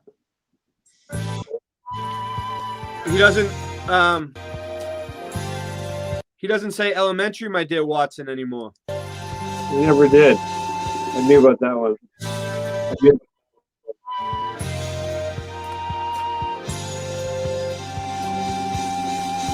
One time, Sherlock Holmes never. You don't. Yeah, one time in the books, because it's a book before it was written right. In the books, he said, "That's elementary, Watson," something like that. And that was the only time he never said. I knew about that one, the Star Trek one, and another one way back in the early 90s. That's crazy. That doesn't mean they're not effective. It just means I knew about them way long ago, where we just didn't think anything of it. Yeah. It's like, oh, we got it wrong, but maybe we didn't. Yeah.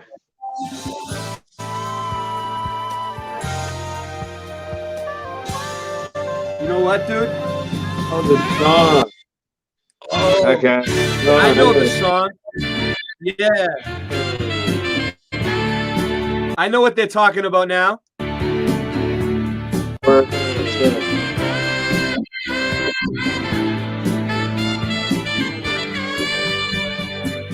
Yeah. Wait. Yo, we You gotta should. I'm keep gonna talking sample so you that. don't get- Yeah, go You ahead. gotta keep talking over it a little bit.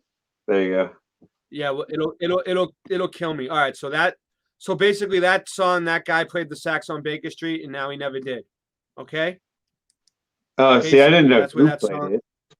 I don't didn't know. Yeah, but Who would know? It's like we I just like the music. because we're I was never yeah, into we're who did musicians, it. dude. I didn't care who We did just it. know I the like. music, man. The music brings us in, man. We know about the music, man. All right, all right. Unless it was like the top 5 bands: Pink Floyd, Led Zeppelin, Black Sabbath, or Rush. I didn't know anything about it. Or Scorpions, a few others. You know, the masters. All right, the Kit Kat one, dude. The Kit Kat one. I remember Kit Kat with a dash, dude. I remember Kit Kat with a dash. Kat, yeah. Mandela Burger took that Yeah, fast. definitely. Now, Kit Kat no longer has a dash. A few people realize the name Kit Kat or Kit Kat for a type of food goes back to the 18th century when mutton pies known as a Kit Kat were served at meetings of the political Kit Kat Club in London. Mutton pies? Mutton? It seems the popular chocolate bar took. A meat pie. Dude. Yeah. Kit Kat came from a mutton pie. Why would they call it cat? Pie. And look, they got it. It's really greasy. They got it spelled here with 2 K's and with a C and a K. A K and a C. Oh, like a cat. It's okay. weird. It seems popular chocolate bar took its name from which definitely had a dash, and when used by the Kit Kat Club, those experiencing them. So it has a dash in the Kit Kat Club. Those experiencing the mass memory discrepancy. Man, I keep saying it because I'm reading it. Those experiencing the fucking Mandela effect say they too remember the dash in chocolate snack's name years ago. Like but today kitten. hasn't. Yeah. Time for a break. Oh wow! I never got. I'm stupid. All right. I'm gonna play the video. I'm not Mandela. Who is this? Perpetual Motion. You just got a new sub, Perpetual Motion. Pepsi, no Coke. I just subscribed to Perpetual Motion. Pepsi, no Coke. A lot of people talking about, and I kind of want to debunk this one here, just because if you can see here, I believe is that I don't drink Pepsi, by the way, but I think this is the newer one, the one where the mouse cursor is. I'm glad he said I don't drink Pepsi. I did actually read. Nice. I told someone today, don't drink that stuff. What, Pepsi? Yeah, I'm trying to any soda, soda too. Any carbonated drink, any high sugar carbonated drink, even just the carbonation alone is bad for you. The sugar, oh my god, it's not even sugar. Anyway. Yeah, I told someone that. They're like, yeah, I don't. Like, yes. We could do a whole show on soda, dude, if we want. One day. It would just be fast food and rotten $1 million change before they came up with was a slant as to how the logo goes. Because if I remember, this is the old original type logo where the color scheme is, and they just put a slant on it. So I've seen some people quoting that one on the Mandela effect. I think that is literally a company change. However, what that is all I've done is go on Google Images to get this, but it shows both of them. It shows the old version and the new version, which moving on to the other ones that I found, or I'm not the first one to find these, and I'm only making this video because I heard someone mention the Kit Kat logo today, which I used to eat Kit Kat all the time from when it was even in a tin foil packet. There was definitely a hyphen in between Kit and Cat. It was. Yeah, there was definitely, but like food labels, they could change them, dude. And like, what if Logopedia, like, all right, this dude's going by basically what? Google, Logopedia, all these people who make these Sure, they own websites. everything. They could change the whole history and the Wayback Machine and all that. Yeah. But what if the people just right? don't Anything on computer listen, can be accepted. What if the people that run the webs that run this, that put these up here like this, or whoever does it, or whatever, maybe it's a computer, but what if they just don't remember it because they're too young? Because it's all fucking kids fucking working there now, all youngsters. It was like Kit-Cat. A They don't. million percent. Obviously. I know They for a don't. fact it was. I can't find that anywhere. Yeah. Which is. You should be able to find it somewhere, though. He's right. Bizarre, because from my memory, again, I may be wrong, because it's not really one of those things you look It at. used to taste good. I think he's right. They used to actually might be wrong. I pretty think he's good right. tasting. Now they taste disgusting. What they changed You know food this somewhere guy? around 2001. Do you know this channel, Perpetual Motion? Do you know it? He has 22.6 thousand subs, dude. 22,000 subs. He must be good. No, I've never heard of him. I'm 99.9% certain this had a hyphen in between it. The Volkswagen logo. This is another one I've seen people talk about, and I'm sure as well that this did connect. The V and the W. I'm sure there was no gap in between them. Again, I wouldn't say. Yeah, there was no gap in between. I'm 100% on that. Definitely. Because it was like confusing. You're like, what is that? If you didn't know what it was at first. I remember when I was young what is that? Oh, it's a V and W. Oh, I see the V and the W in there now. You know what I mean? Whereas this way, you would obviously see the V and the W. The gap just looks weird, dude. And also, yeah, it was artsy. Once again, it was more artsy and cutesy look. Like, oh, let's blend them together. Yeah, what a great idea, Joe. You get a raise. That's a great idea. Let's blend them together. Okay, here you go. It's kind of like that. It was like, I don't know. That. Here's I want to say earlier. Say something. Mm-hmm. Why? I know it looks good and all. It's perfect. Circles are perfect. I know. Why are all these logos, almost every logo, in a circle? All our icons, everything's in a circle. Some of them are square. All right, I know. Square, like diamond or something. Yeah. Some of them are the actual. Yeah, no, there's other ones, but most logos are in a circle. I just like, why do we just like circles? I guess I don't know. I'm not human. Maybe it's like maybe. Oh, he's gonna go over the Ford one too. That's cool. Maybe I'm the not human, really, the human brain just works that way. We see things in circles better. Maybe they know it. Look, there's the old one up there. Logo. And I don't particularly remember this and sign there. Is that the old one? You see that just on the F? I don't remember that.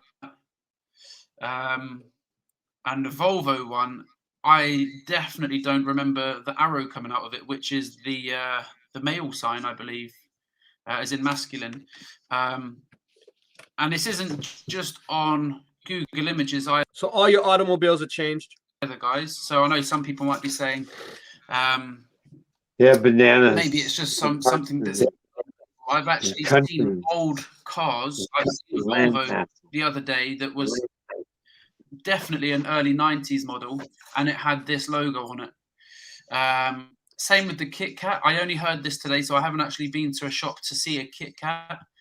But I'm pretty certain when I go to a shop, I know it's going to look like this because of everything else that's happened with the Mandela effect. I've got a couple of other examples on my YouTube account. He says it like white one, Yeah. Yeah. Life is like a box of life was like a box of chocolates. There's other ones out there. Interview with a Vampire. Interview with the Vampire. Life was like a box of chocolates. I don't know. We covered all these ones too in the past few Well, life nights. was like a box of chocolates. I know, but now it's like a box of GMO, soy lectin, high fructose. It's a box. Now life is a box of bullshit. What's going on, guys? I just wanted to show a couple of examples of logos here. Subscribe if you haven't already done so, and have a good day. Thank you. I did subscribe. Cool beans. Have a great day. All right, so let me come back for a minute. Let me get out of this. I want to take a quick break, dude. I can only handle so many of these Mandela effects in a row. I want to try to get back to the E-War shit, actually, but I think it might work now. My computer seems less glitchy. We stop screen. I need a bathroom break. We're going to play a song. And I'll be right back, man. We'll play a couple songs. And I'm going to try to get the other thing running.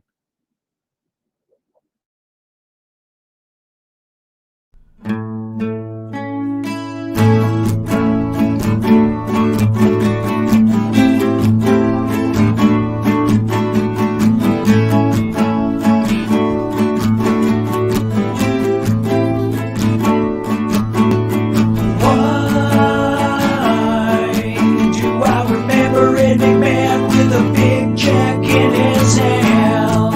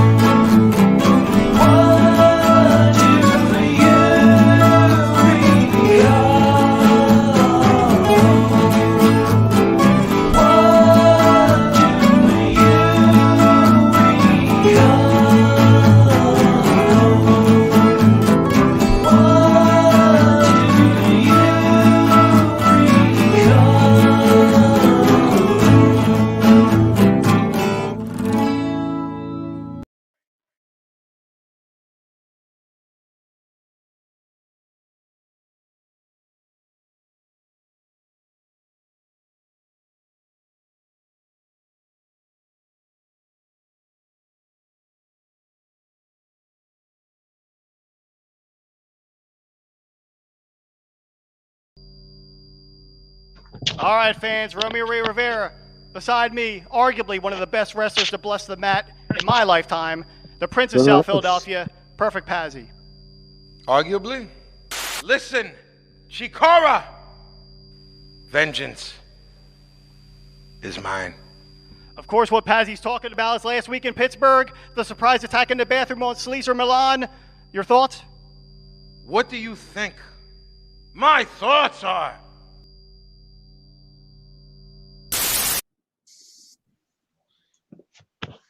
I wish I was on a Hulk-sized body. I would smash the world. I was just like, I love that video, dude. I don't know why. It's just such a cool video.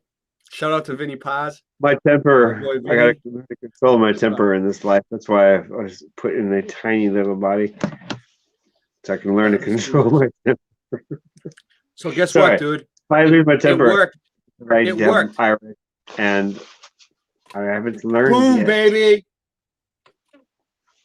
We got it up. But I'm just gonna let it play, Singe, because it gave me so many problems when I stopped it the last time because it's such a long video and I'm streaming. It's over an hour long. Let's just let it play. I might stop it a couple of times. Oh, it's finally going. I see. Okay, gotcha. But I'm lucky to even have it up. And then take your cameras off and stuff like that. We're gonna change that logo to the clear one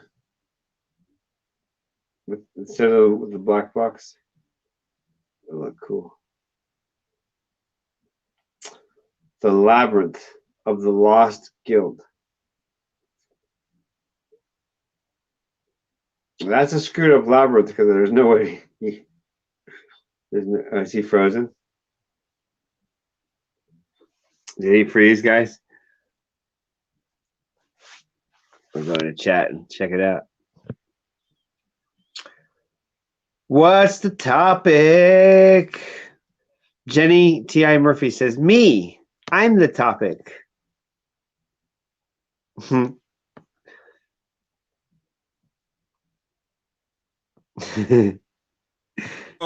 Said we were going to have big shifts, little shifts, you know? That's the Mandela effect propaganda. You were frozen, or I saw you frozen. Major thing frozen. For the minuscule little things you do every day to what you are going to eat for breakfast, right, Singe? You remember that video, Jordy Rose? Talking about D-Wave and all that bullshit? When the Mandela effect first came out, and it was like... Anyway. I mean, say it again. He was saying, what was it? Jordy Rose, dude. We'll have to find it. We'll have to bring the video up then, if you don't Jordy remember. from Star Trek? No, Jordy Rose from fucking D-Wave computer, the quantum computers. Oh, right. Right. He's named after Jordy from Star Trek. He is? I think so. What the fuck? Yeah, we got to figure this out. All right, we'll get back to it. Let me play this. Anyway, yeah, I know about that. Say what about him? Structures change significantly. This means we need a timeline. We also need to establish some scope.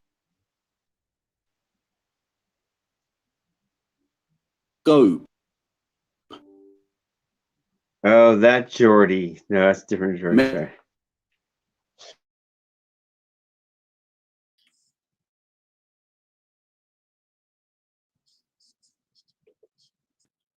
Ecclesiastical structures, okay?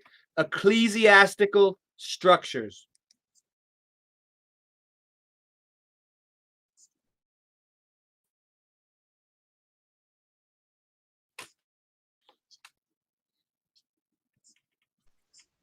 That's the Jordy. He spells it Geordie.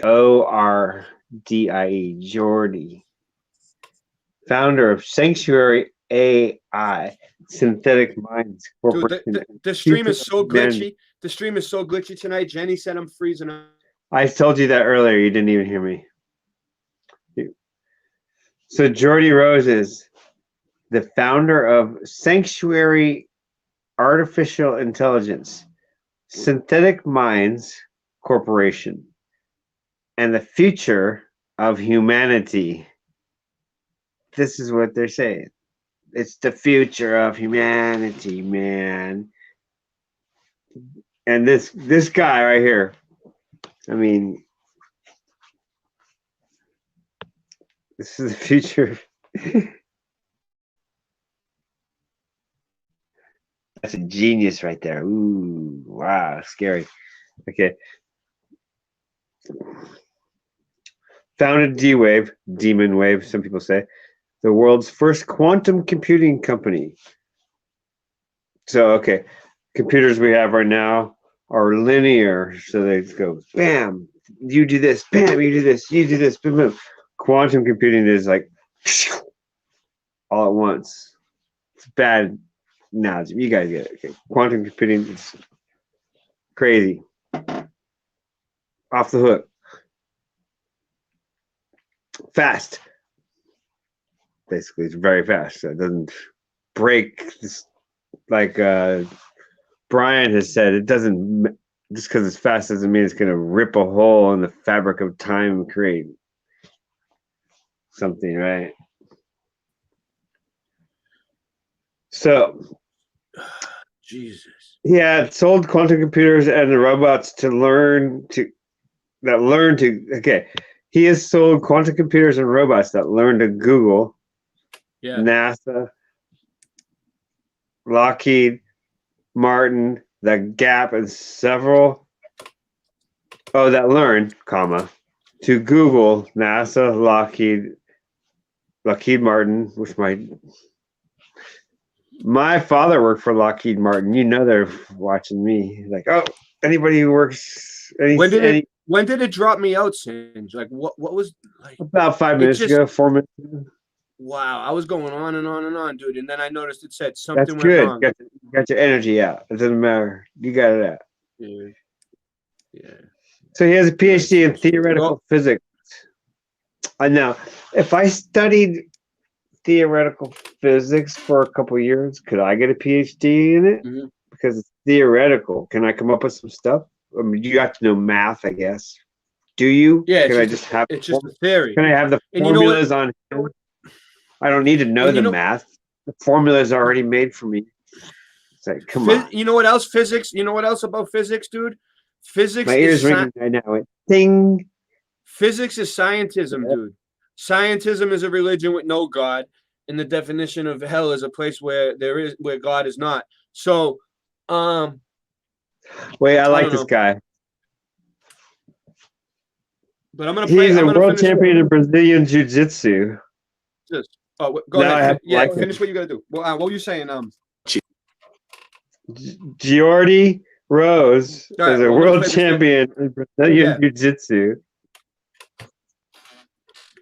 He was in Jiu-Jitsu? Jordy Rose? Yeah. The founder of D-Wave is also a national wrestling champion and world champion in Brazilian Jiu-Jitsu. Yeah. 2010. What? Mm-hmm. Now I have to. Okay. Yeah, they want me to like dude. This guy. I know. Maybe it's all. You're right. Maybe it's all bullshit. I'm gonna check it out. He does everything. Maybe he's a robot. Well, all I was trying to say is he said there was going to be big major shifts all the way down to little shifts, and that's what I don't know. And chapel.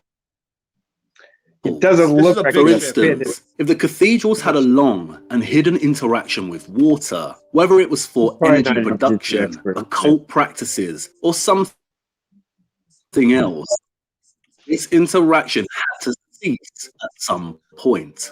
There had to be a moment of change. That's no jiu-jitsu. These structures became the sites we know so well today. They're fat. For anyone familiar with the history of European medieval architecture, it's the smoke, dude. There are three. It's the smoke.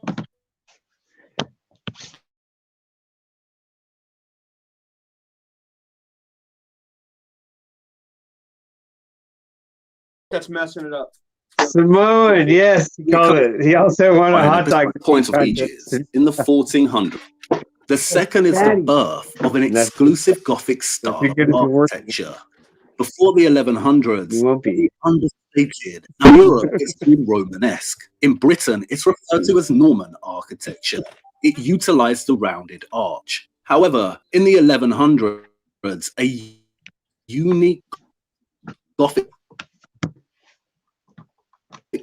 style began. I wish I was big like that. I'd be like, rah, break. The Gothic style is It's glitching. Flying buttresses. It's glitching. Those are. Did you ever know that those were called? It's glitching. What do you mean?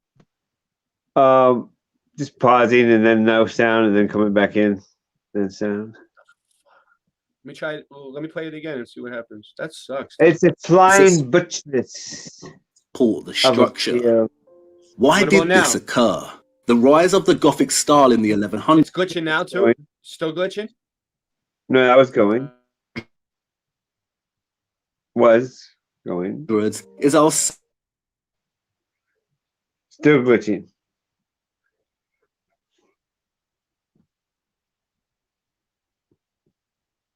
No, it's nothing. Big revival or Victorian restoration in the widespread Western. Of course, the timeline here and the proposed points of transition rely on us to believe what's written in the history books. How can we be sure the timeline is correct? How can we determine just how old the structures, or do they actually speak the same story? What No, it's stone not what actually telling us? The ship Theseus is a paradoxical thought experiment that asks whether an object, in this case a ship, that has had all of its components replaced remains fundamentally the same object. If the ship of Theseus were kept in a harbour and every part of the ship were replaced one at a time, would it then be a new ship? Yes.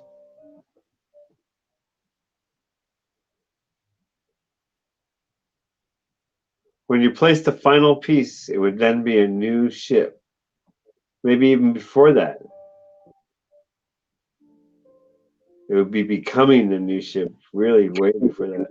Really. In my most humble opinion. When it comes to ecclesiastical structures, this paradox is particularly pertinent. Although not all medieval religious structures adopt the cruciform, the shape of the cross, it does tend to be the most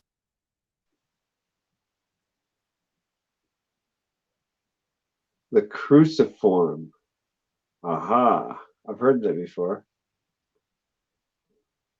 A T.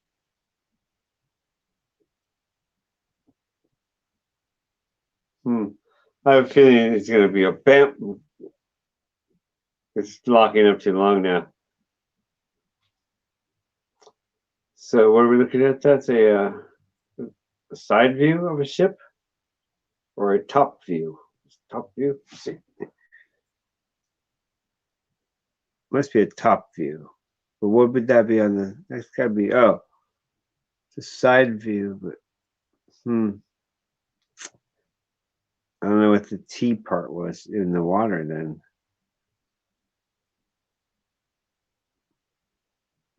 So, barbershop effect coming in fast. Yeah, I remember barbershop effect. Okay, 5 and 6 years old, sitting in the barber chair, going, what? It's like, boom, mirror behind you.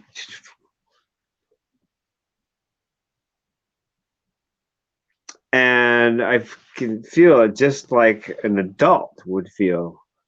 I can still remember the feelings like, wow, that is cool. This just goes on and on forever. I couldn't put it into words. I have a really good memory of my life. And I remember looking at that going, wow, that is really cool. It's like, okay, so they've seen that effect for like since ever they invented, and not even a mirror, since ever someone had two reflections. They were like, what does that mean, Singe? It's GPU dependent. What does that even mean? GPU? The computer. That was global. No, I don't know. Are we talking computer? Yeah, the computer. He said that's why it's glitching up. Maybe he's right. I don't know nothing about computers, but my computer's from like '94, dude. So maybe that's why. I don't know, but let me try this again. Soon. Wait, that's why I need the support, dude. I need the support so I can get this show running better. So this is interesting, right? This is what he's calling the cruciform structural layout. All of the churches and all the cathedrals and the Gothic structures were built in this cruciform. They call it the cruciform layout. The top view? Isn't that? Yeah, this is like the blueprints of the building. Okay. The building. And he was showing you and before here. I'm gonna rewind it a little bit, dude, if it's gonna work now. Let's see. Because I want to get the point of when these structures became the sites we know so well today. For anyone familiar with the history of European medieval architecture, there are three obvious choices when it comes to identifying a potential point of transition. The first point of transition is the immediate period following the end of the Middle Ages, in the 1400s. We can call this period the aftermath. The second is the birth of an exclusive Gothic style of architecture.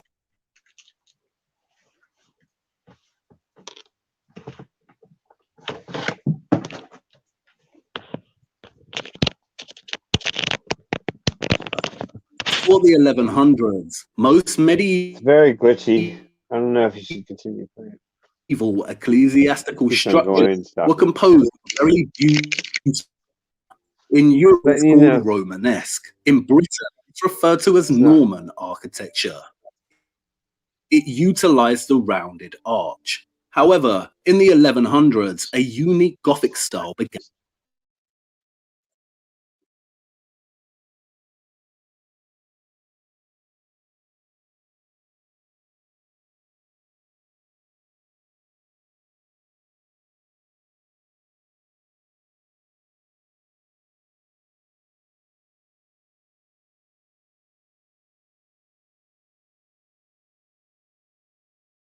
Brutal rule. I thought an interesting comment was made when somebody said to me, I heard somebody say, where's Mandela?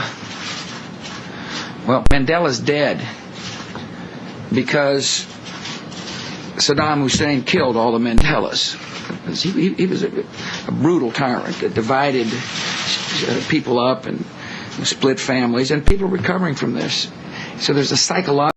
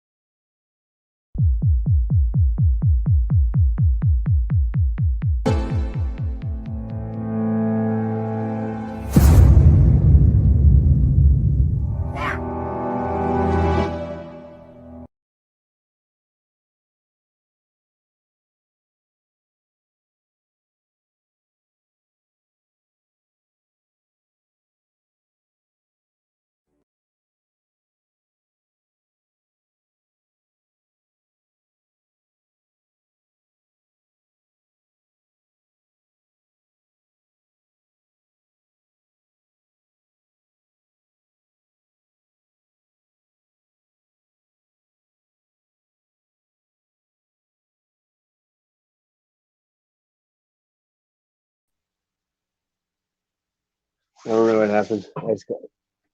Everything's going. Am I muted? Are you muted?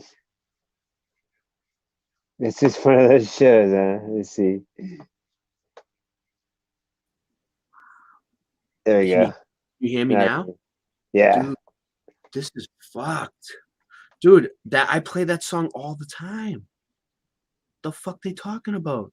Really? They did that to you? Oh, yeah, shit. They cut the stream, dude. They know I got permission to play that shit. The fuck? I have downloaded that one song from the 1920s for my silent film. They hit me with a copyright thing from the 1920s No, song. I just delete them, dude. What? Once they fucking say some bullshit, I just delete the song, dude. See you later. Hey, here we go. It's gone now. We're back. Dude, they're just fucking busting them on me. I got permission to play all the fucking music. We played that one every show. That's my buddy. That's fucked up. Yeah, we play that song every show, dude. They suck. I bet you it's not even for that. No. It was from before that. What were we watching? From before that. You think it was from the AWAR video that we were watching? Right before that. Oh, what did we watch right before that? The Mandela thing? Mandela's dead? No, right before this. That song? I don't know. I mean, yeah, right before the song. Figure it out. I thought of another idea. I'm gonna try to do this. So check this out. It wasn't the song. I just looked the video up that everyone left, dude. Everyone jumped ship. All right, let me see. We're down to 13 people now, but I'm still gonna share the AWAR video. Let's see. I'm not giving up yet, Singe. I'll give up after this. If this doesn't work, I'm gonna give up. Instead of sharing it on my computer, I just shared it off of YouTube. Let's see. There's other ways around. There's ways around everything. Let's see what happens here.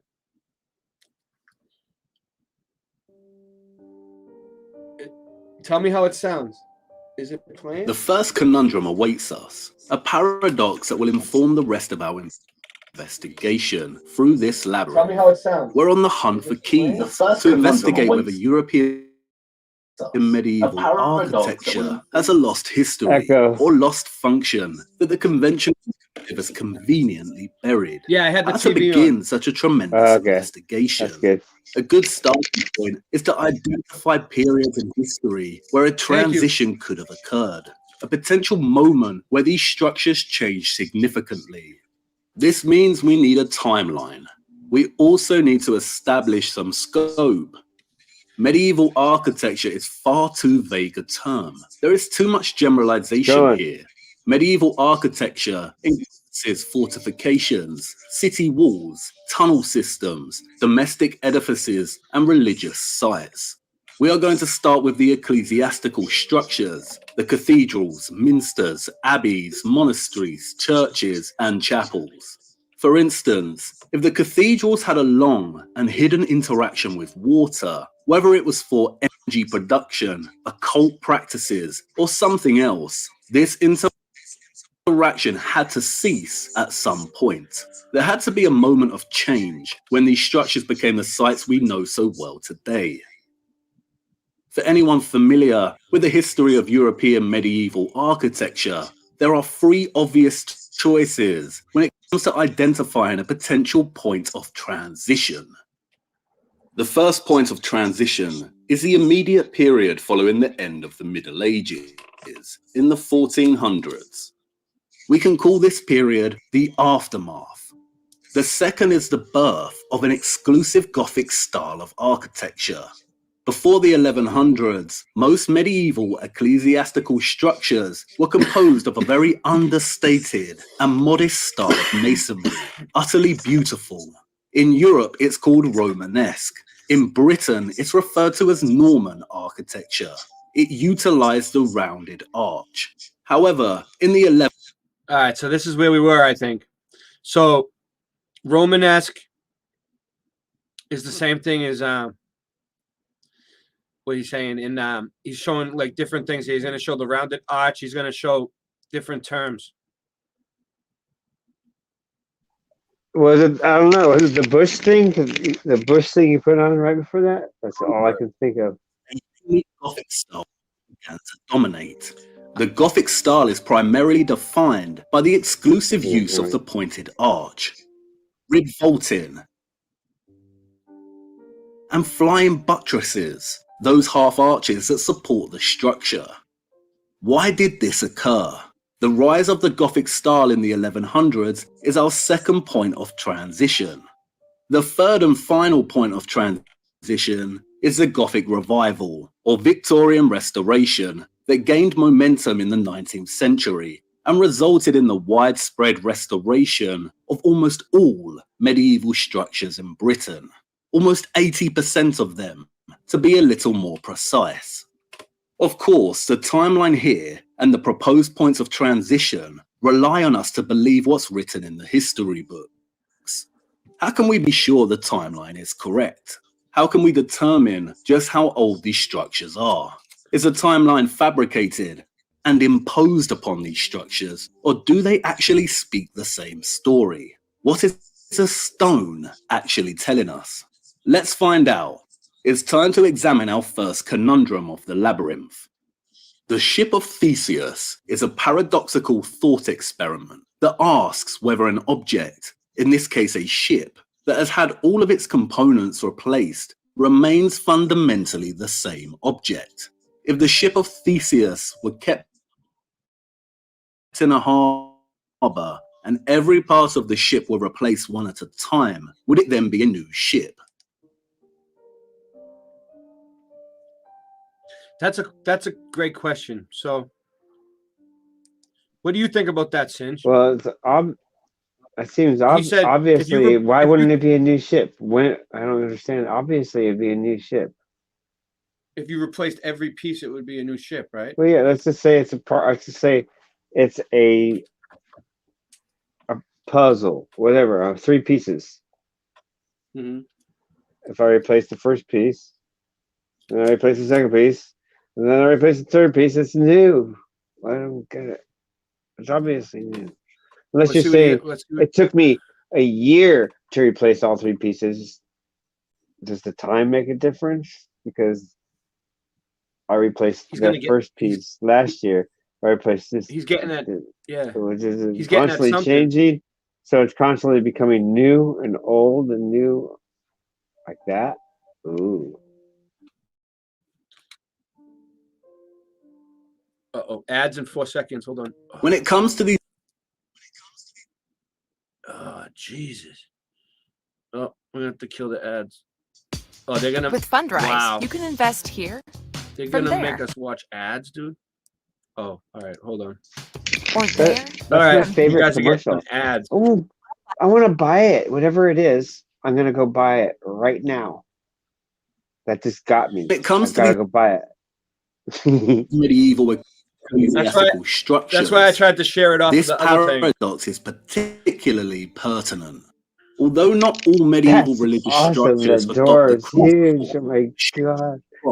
It does tend to be the most common structural layout. This section of the cruciform structure is called the nave. The word nave comes from the medieval Latin navum or navis. The etymological root of navis means ship.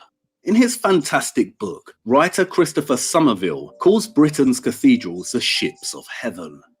Britain's medieval ships of heaven are all, in their own way, the ship of Theseus. It's no great secret that Britain's medieval cathedrals are maintained by a set of on-site masons. They are continually replacing the damaged and end-of-life stone blocks on these structures. After 200 years of such maintenance, how much of the original structure remains? Would a cathedral still be the same cathedral if all of its aging blocks have been imitated perfectly and replaced? Over a long period of time, this may end up a reality. Restoration masons use the same original stone type. Once it weathers and ages, how will we tell what is new and what is original? Is it still the original structure if new forms of gargoyles and decoration have been put in place by restoration masons? Look at that, dude. That's a fucking trip. You see that fucking thing, dude? So he's saying that there you go. He's saying that all this stuff was put in by like they took the old style and they came in like a few hundred years later and they decorated it with all this fucking extra stonework to make it look more fancy. the way it was before, it was more plain.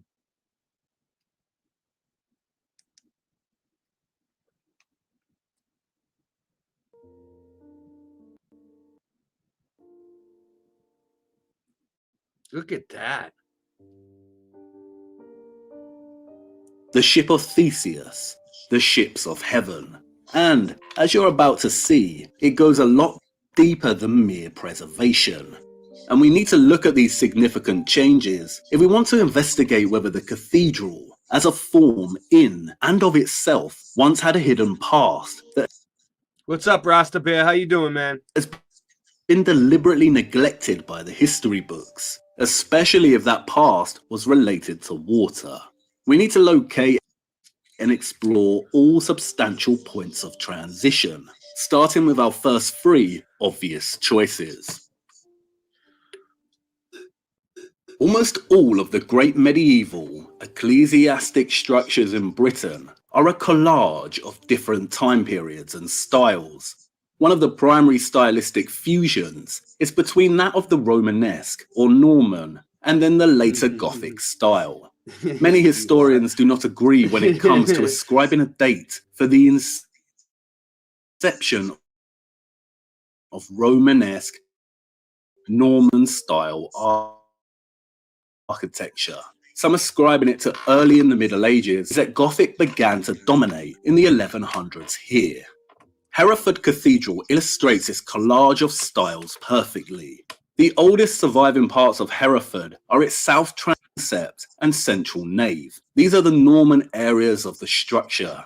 Here is a photograph of the south transept, and these two arches here are distinctively Norman. As you can see, this part of... He's saying this is Norman. This is like different, and then they came and they restored it, and they did more work, and this is the old part. And look at this thing right here. The cathedral is evidently a lot older than contrast with this rounded arch, and we see the tracery of the Gothic arch is a lot less weathered, and although very weathered, you can hear. If we venture inside Hereford to an area that's not been exposed to the elements, you can get a feel of this vocabulary. Enormous and squat rounded piers and rounded arches reminiscent of electric vaults or chains. The Romanesque Norman style is characteristically very different from the Gothic. It does not feature copious amounts of detail and decoration. It does not use its decoration to geometry when it does incorporate a Gothic style. So he's saying like the Gothic style, they're trying to mix these two styles up.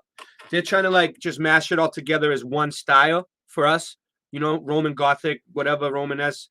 In this other one that he's talking about, they're trying to make us think it's all one style. But what happened was it was originally more pagan and it was plain, and then someone came along a few hundred years later and redecorated it with like, you know, stone type things, like put like skulls and all kinds of shit all over the place and made it look more fancy than it is now.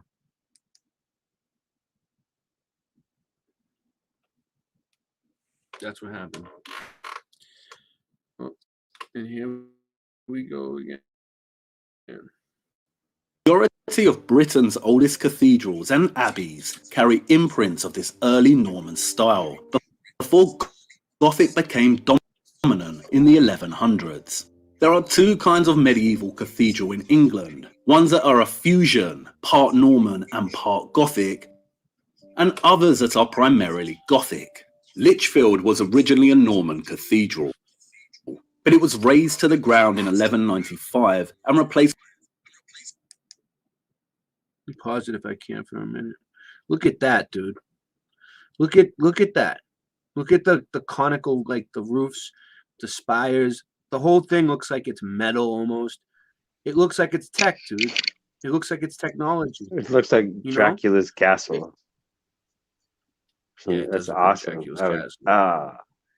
I wish I had drawn my But- castle like that in my book. But it was probably more plain before, and then they came along and gothic it all up. You know, they gothic the shit out of this fucking thing, and they just fucking decorated it like crazy. And people thought it was always like that, and they're confusing like all these different styles. They're making us think like it's all one style. Is basically what he's getting at.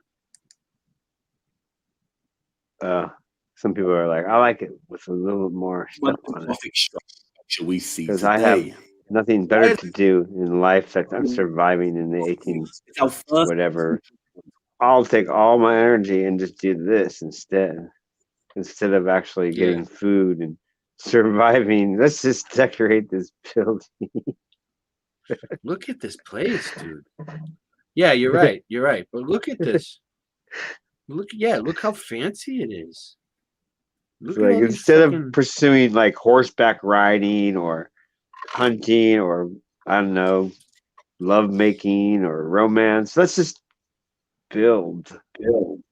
build mold. Let's mold faces into concrete and try to stick them on the side of buildings as much as we can. Let's bedazzle this whole building with people and faces and bodies. I think I'm going crazy.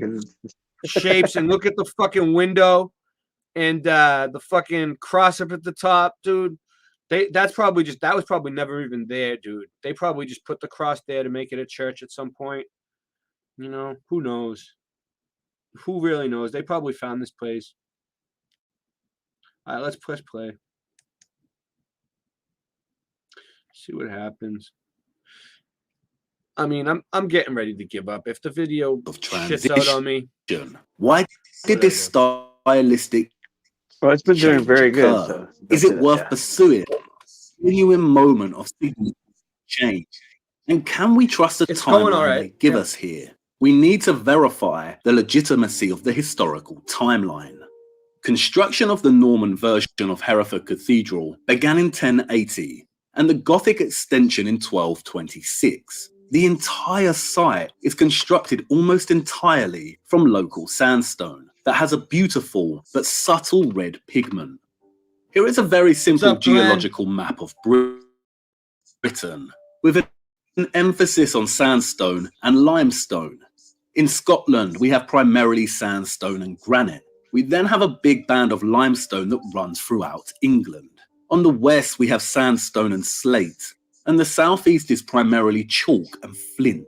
The medieval masons were very smart and efficient. The stone they used to build these magnificent structures would always be procured locally. And despite the many iterations a cathedral will go through over the centuries, the stone is usually always procured from the same quarries or area. The brilliant thing about sandstone is that it is a relatively soft stone, but it's also very durable and weather resistant, which makes it easy to carve and an excellent stone for construction.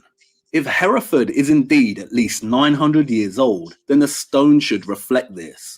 And when looking at the structure, we see a collage of stone displaying different stages of weathering.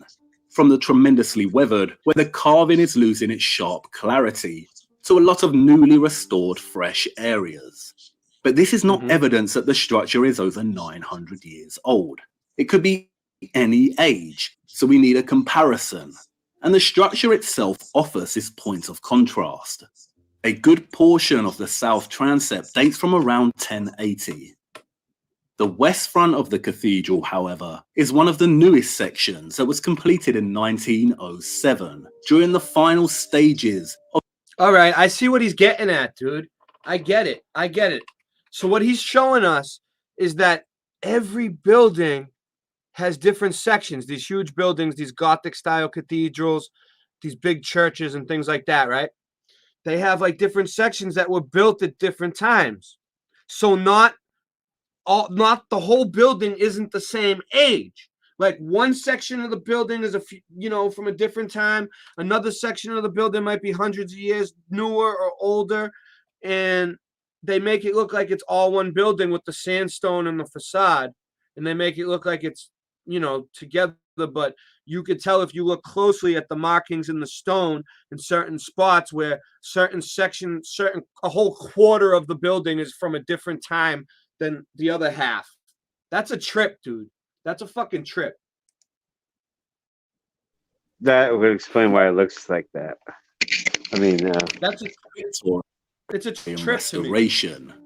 As you can see, the stone on the west front is a lot more fresh looking than the rest of the structure. Yeah, we don't even. I haven't even seen a building. Do you ever add to someone's picture that they draw? We'll talk. I haven't. Like, I haven't even seen a building this nice around me. Yeah. No way, me either. So I guess someone draws a picture. You know? Yeah. Ever added to someone's picture? Like they here draw and then here add something to it. You add to the picture. You ever done that? I don't know. Anyway. No. It's often easier.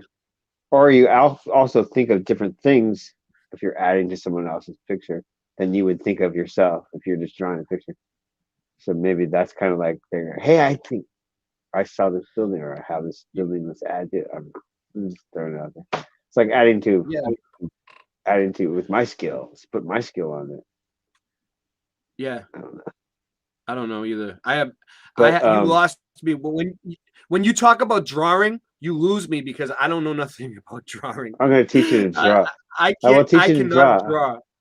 I cannot draw. I will teach you to draw very by well. teaching you how to make a square and a circle. Once you know how to draw a square properly and a circle properly, I was amazed. I thought I knew how to draw a circle and a square. Then I learned how. I was like, wow. Yeah. They should teach it to kindergartners. I can't believe what they basic. I'll show you right now. When you're drawing a curve, see how my hand does this? Yeah, I'm watching. Curves towards you. So move the paper wherever you have to curve towards you. Now, if you're drawing a straight line, push away.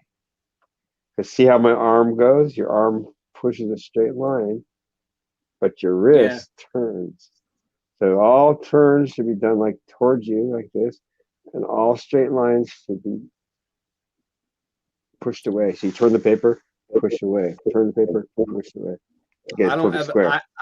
I won't ever get it, Singe. I'm just not an artist. With the drawing. But let's I was finish teaching this. chat. I was telling chat. I wasn't telling you.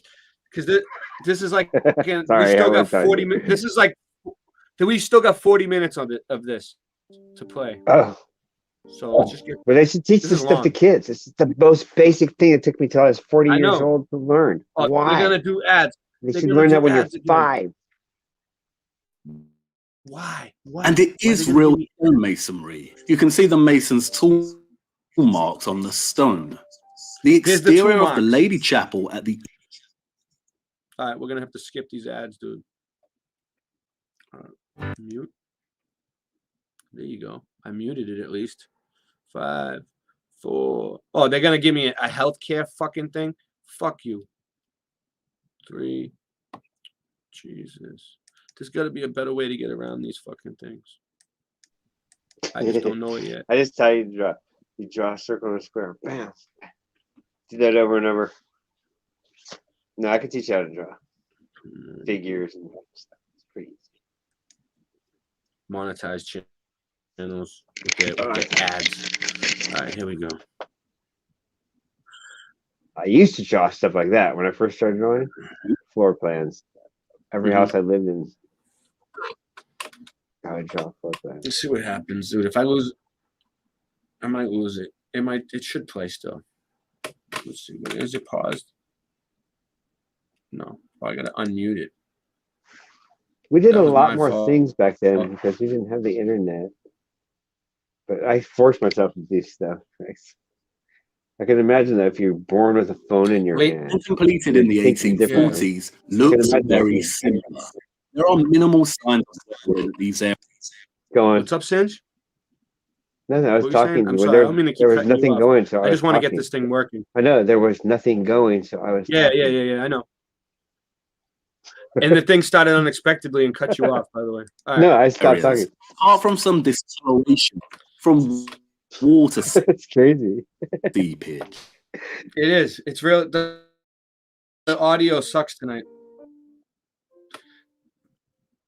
If we compare these 19th century restoration pieces with Liverpool Cathedral, which is also constructed of sandstone and completed in 1978, we see a similar lack of weathering. They all look similar. I took these photographs in 2021, which means 40 to 180 years is not enough to weather sandstone significantly. How bad is it? Is it really laggy right now, Singe? Or was it that? It was a like little few bit minutes echo. ago? They all look similar, significantly. All right. That's pretty good, right? Well, my computer. They all Problem look is, similar. They all look problem similar. is, Glenn, my computer's really old. I don't know if you know, but my computer's from like 2004. No, It's a Windows 7. really? I didn't know. I thought it was. No, because Glenn said it's wicked laggy. That's why I'm asking for support, man. That's why I'm asking for support. Look at the links. I got PayPal, Cash App, Venmo. I got merchandise now. We're gonna get into that. Buy me a coffee. I'm trying to get some shit. I'm trying to get a better computer. I'm trying to get a microphone so I can record some music. It's been a while. I've been trying to get this shit going. I'm trying to get a studio up and running here so I can record music. This computer, it's been getting me by, but it's not going to cut it in the long run. So I need something better. I need help. I got 2 kids. I don't even work. Between this and this to achieve a better picture. The nave of Chester Cathedral, also constructed in sandstone, was completed around the 1490s and, as you can see, shows signs of weathering. And it's not as drastic as the oldest section of Hereford Cathedral. We also see this at St Mary's Church in Nantwich, constructed around the late 1300s.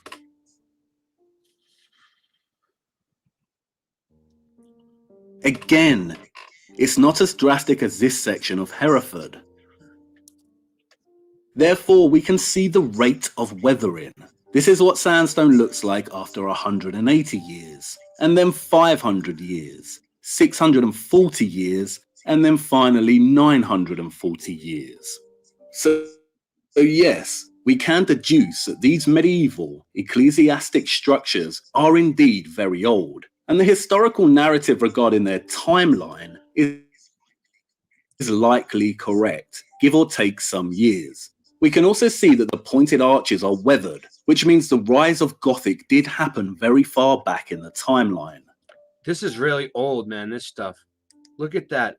This is the type of stuff I really love. When I go out mud flood researching, look, you can see bricks. Yeah, Look, the black there's a stuff is brick great. right there. Yeah, man, this stuff is. This looks like the isn't this like the stuff, the Freemason thing that you went to, Singe? Wasn't it kind of like this? With the black on it? Oh, not that old. No. No, it's my stuff No, from no, the no. 1900s. It was a different one. It was somebody else. I think it was Undoctrinated. He sent me some buildings in Ohio that looked really like kind of like this. Yeah, I think it was Ryan.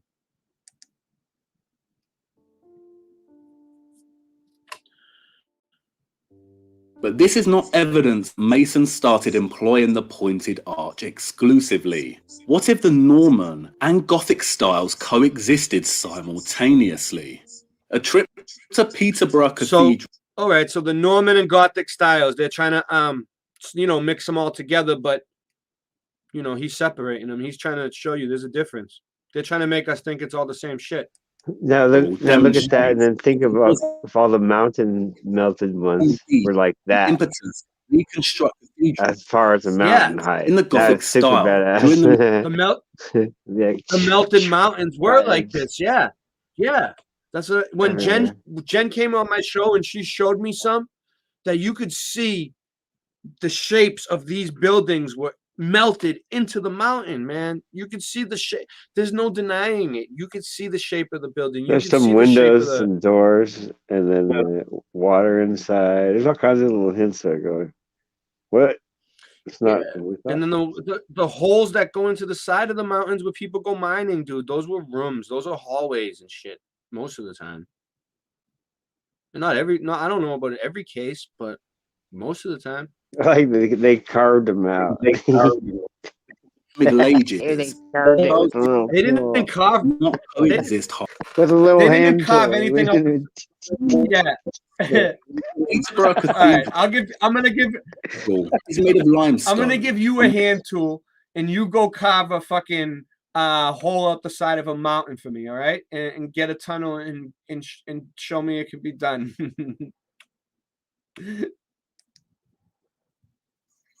While limestone weathers at a different rate to sandstone, you can see how the masons upgraded and rebuilt a lot of the structure in the Gothic style. You can see here where a Gothic arch has been added later down the Hey line. Morgan, man, I'm sorry about your landlord and the cops fucking with you, bro. That sucks, man. Pray for the full armor of God, man.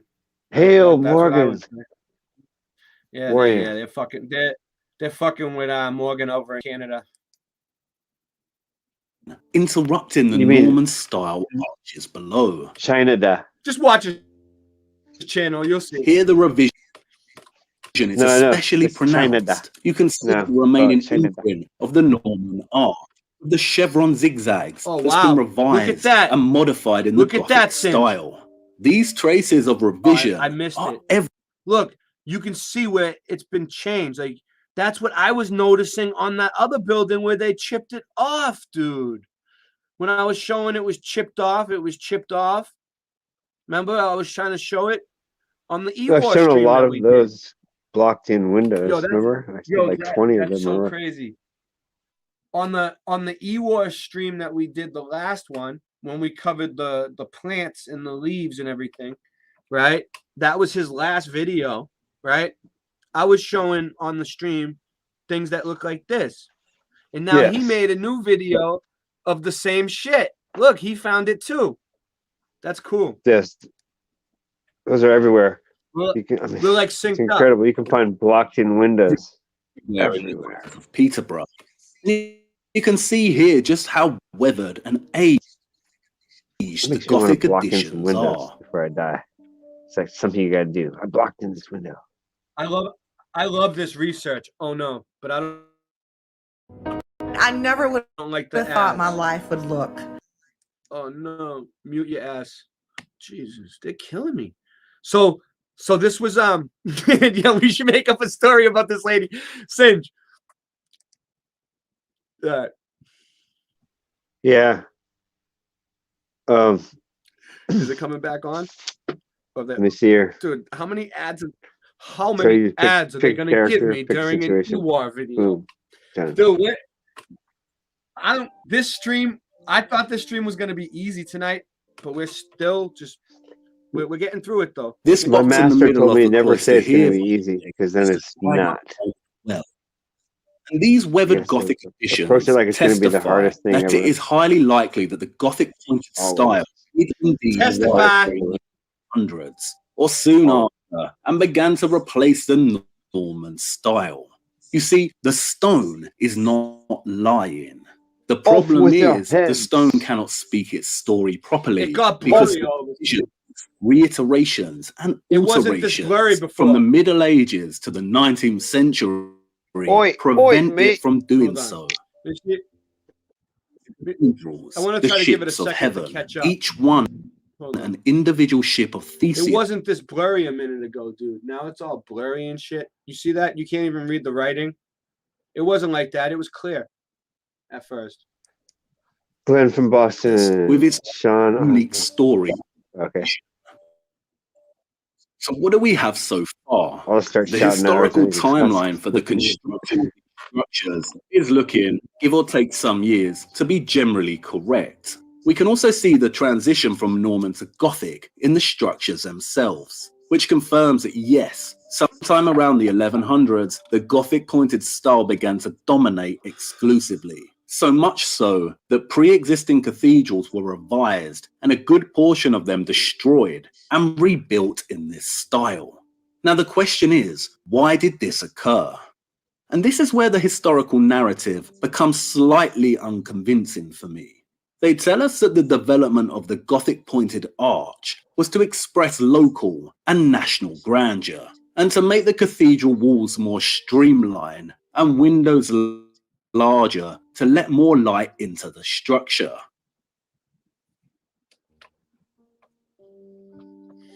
Both of these explanations are sound. The arch is, after all, primarily a technical form. This is imperative to understand. The pointed style enabled masons to build much bigger structures. The pointed arch has an advantage over the rounded arch because of its ability to retain stability at a greater height.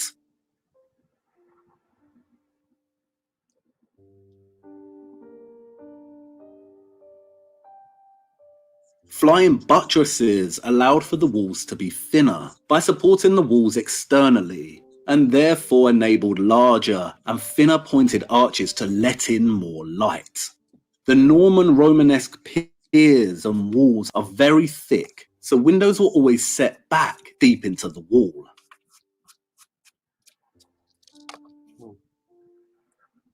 So it makes sense, right?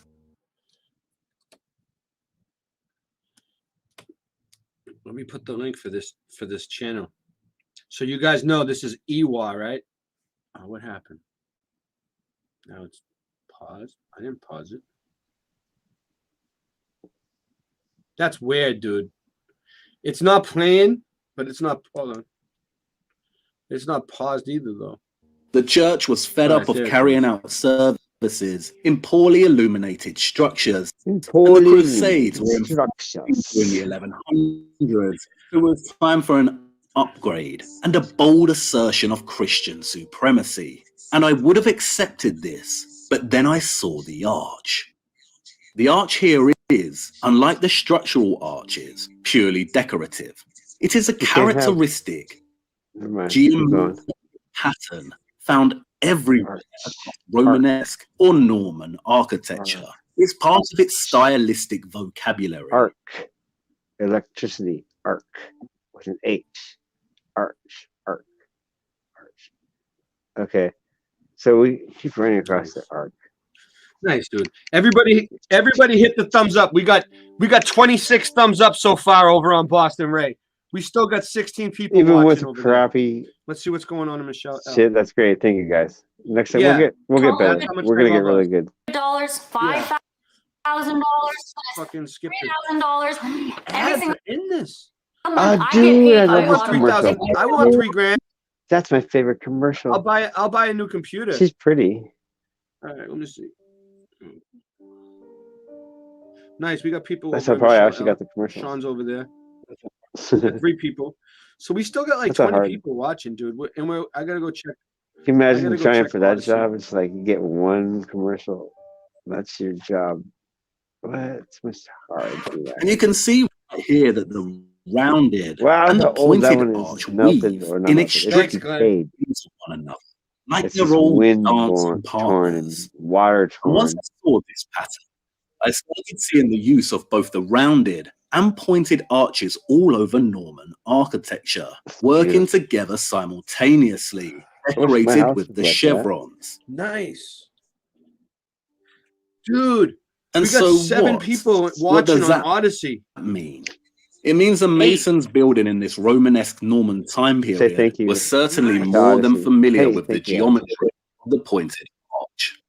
If Thank these you. structures were always Go on, slightly Odyssey. deficient in I'm talking to them. light, then it is likely that the sweet. solution of the pointed arch would have been proposed earlier, Who's over there? especially if Time out. some historians are correct, place the origin of this style in the 6th century. If this were correct, then it makes little sense to continue building in the Romanesque style for 500 years if there was always a continuous requirement for more light, and especially if masons were more than familiar with the pointed arch geometry. And it is hardly a coincidence that we find this same geometry on Anglo-Saxon illuminated manuscripts from the early 800s. Also, why did the Norman decorative style, the interlocking studded geometry, and chevrons disappear quite rapidly with the rise of Gothic? There had to be an impetus for the sudden shift to an exclusive Gothic style in the late 1100s. Was the impetus definitely something as simple as light, or something else? Furthermore, if you go and look around many medieval cathedrals, you will notice a pattern. I want to pause it. Many Romanesque cathedrals were destroyed. So we have 8 people watching on Odyssey tonight, bro. That's good. People are starting to find. I have 2 Odyssey channels. I might start running 2. There's a Boston Ray Odyssey too. If you guys love, the Michelle L Odyssey. And there's a Boston Ray Mudflood Adventures Odyssey now, because I had to back up my other channel. All my videos from the channel that got deleted from Michelle L, YouTube deleted the channel. It's gone. All the videos are on Odyssey. All right. Everything's on Odyssey that I ever did. And I was gonna upload it all back to YouTube, and I'm not even gonna, because it's too much fucking work, and YouTube is giving me strikes for it. So you know what? Fuck them. I'm just leaving it on Odyssey. So you guys, and I'm on BitChute too, and I've been uploading a ton of shit to BitChute, and the links are in my description. So you guys, and there's more people watching me on BitChute than there is on YouTube now. So Odyssey, you guys should follow upgraded. me. Yeah, Odyssey's doing well. More people are leaving YouTube, and more people are going to these other sites now. Just to let you guys know, YouTube's coming to an end. It's becoming the new MySpace. I heard Odyssey is running better now. Actually, Rebuilt better in the than Gothic BitChute, but I haven't noticed it yet. Yes.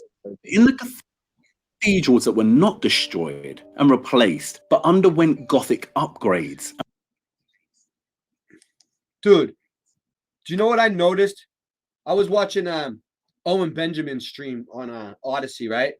It cost 33 LBC to make a comment on his thing, right? Which I'm okay with it. I'm 33 is okay a with people lot, making money isn't and shit, whatever.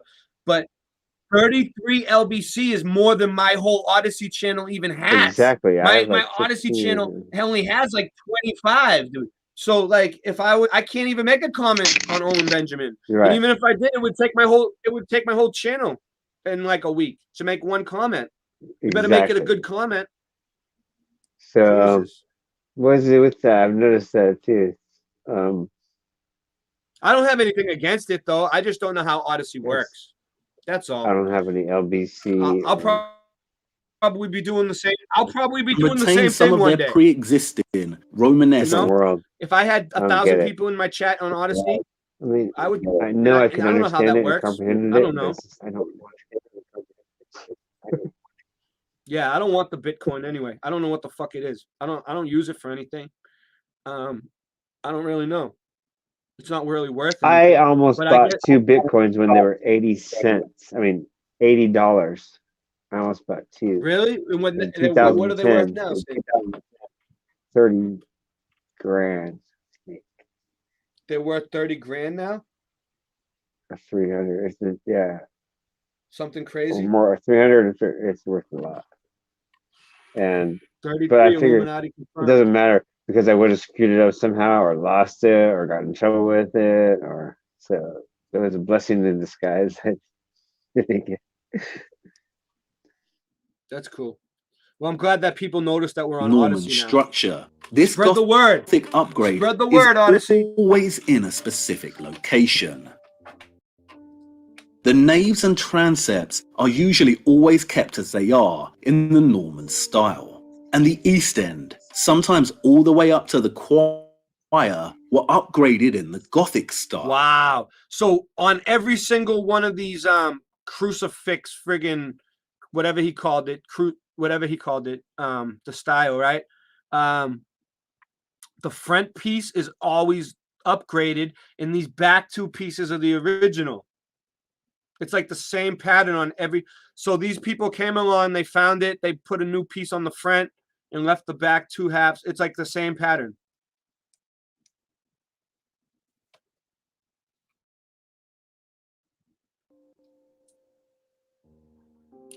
It's beautiful.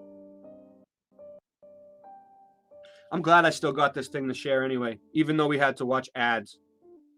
It's worth it. We'll get through it. We'll get through it together. Thanks, Glenn.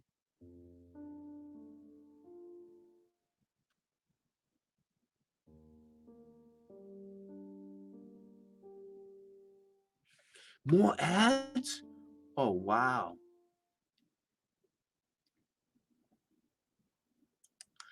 Yeah, I don't have nothing. I'm not hating on him for having ads either. I am not hating on If you anybody for want having to achieve ads. better I results, just don't want them on my channel right now because I'm not monetized. I don't, it's like they're sneaky. The people that are running the ads, they're like, well, if you're playing it off a monetized channel, you're gonna have the ad on your channel too, even though you're not monetized. No. See you later. That's the best I can do. There's probably a better way of dealing with it. What's up, Dragon Sage? Yeah, there's probably a better way of dealing with it, but I just mute it. Oh, here we go. Here we go. Southwell. This is where the leaves of Southwell. He's back at Southwell again. Like on the last thing we did. On his last video before this one. Come on. All right, here we go. We're good.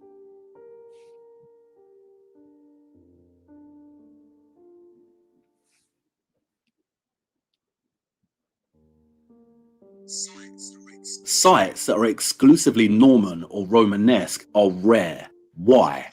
This becomes very mysterious when you consider the historical narrative's assertion that Romanesque architecture was the first distinctive style to spread across Europe since the Roman Empire. Some historians claim Romanesque arose in the 6th century, but many settle around the 10th century. If it's the latter, then what filled this gap? This is a huge historical absence. And if the Romanesque did arise in the 10th century, then it had a very short lifespan until Gothic took over.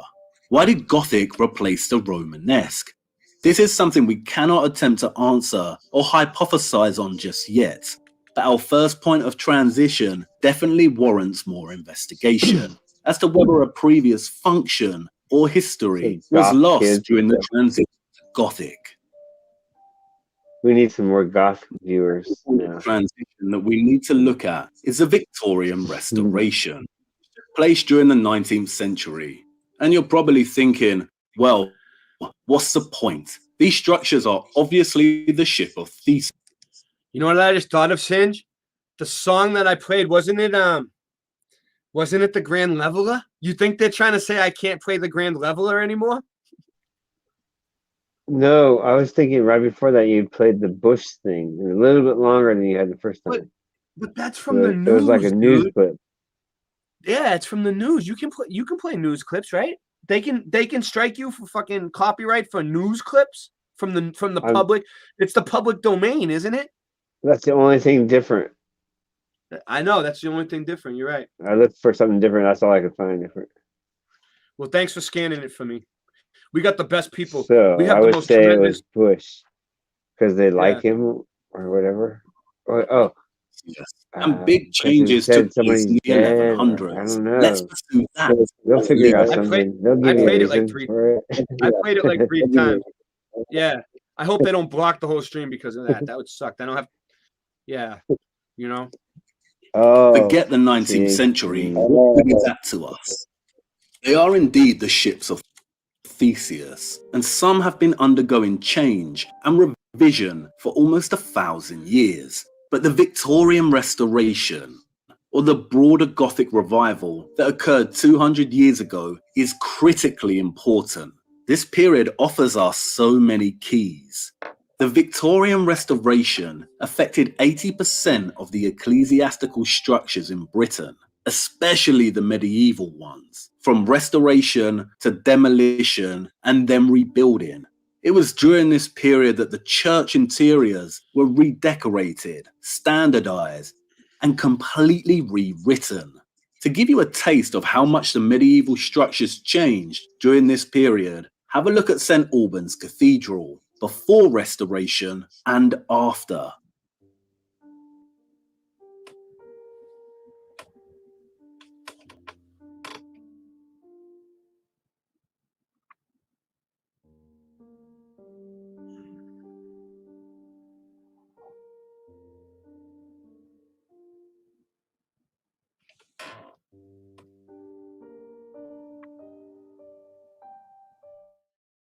Come on, dude. They're killing me with the ads. Wow. Look at it before and after. This is before and after shots. Before. It's just like Hereford.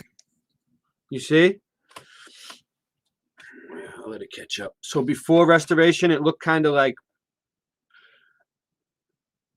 boxier, more plain. And then after the restoration, they added all this gothic crap on the front right here. They changed this whole part right here. Okay. That kind of looks the same. Yeah, so it's just basically they added a bunch of shit right here to this end. And they left that quarter the same, just like he showed on the diagram. Cathedral, a complete transformation of the structure's west front. We will get nowhere without looking at this period of transition in great depth.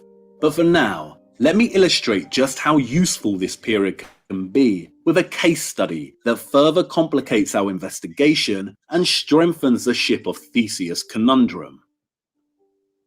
Welcome to Leominster Priory.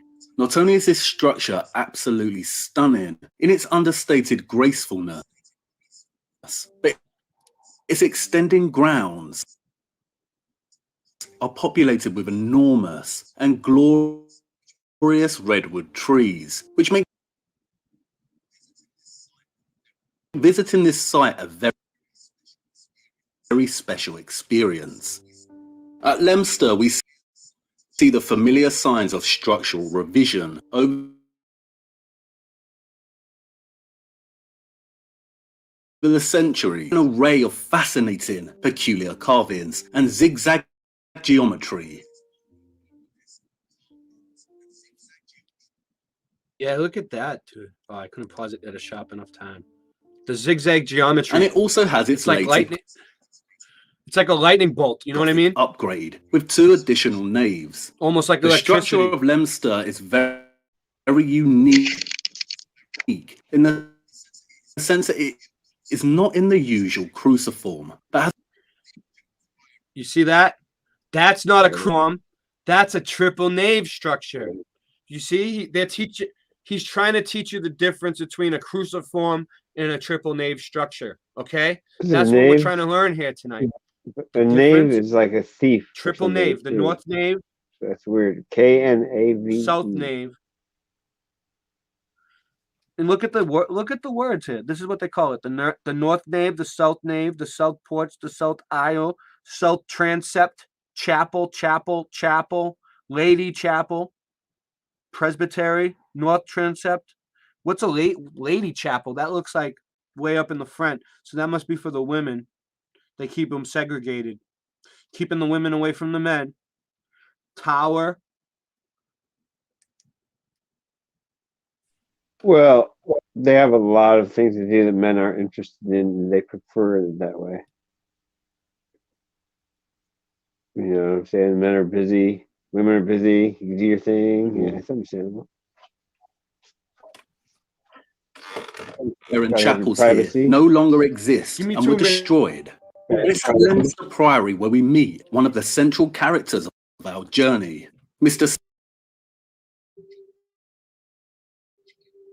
Sir George Gilbert Scott. It's too early to spearhead across the seas. He was responsible for designing and restoring over 800 structures.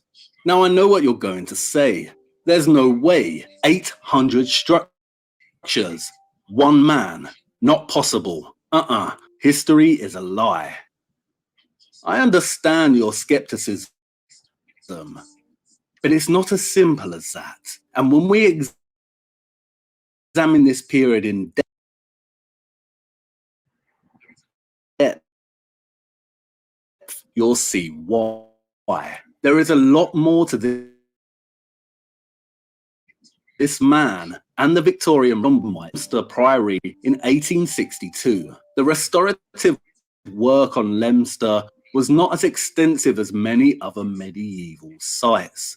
Most of the exterior was largely untouched. The main work consisted of restoring the interior of the structure's naves, underpinning its foundations, securing its tower, and One giant installing new man. floors and other such as fittings.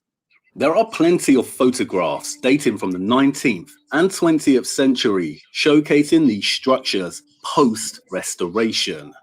And like St. Albans demonstrates, you can find pre-restoration photographs, although they are less common. But something that is very rare are mid-restoration photographs. And why? Oh, wow. The Victoria... Morgan said the ladies' chapel is the Queen's private church within the church. See, we don't have queens here in King's Hair, so I never knew that. That's interesting, Morgan. Thanks for the fact. Victorian restoration began in full swing in the 1860s and continued until the turn of the century. The camera was around during this time period. Surely there should be some images of restorations taking place. Well, if you start digging through archives, you'll realize that a few do exist.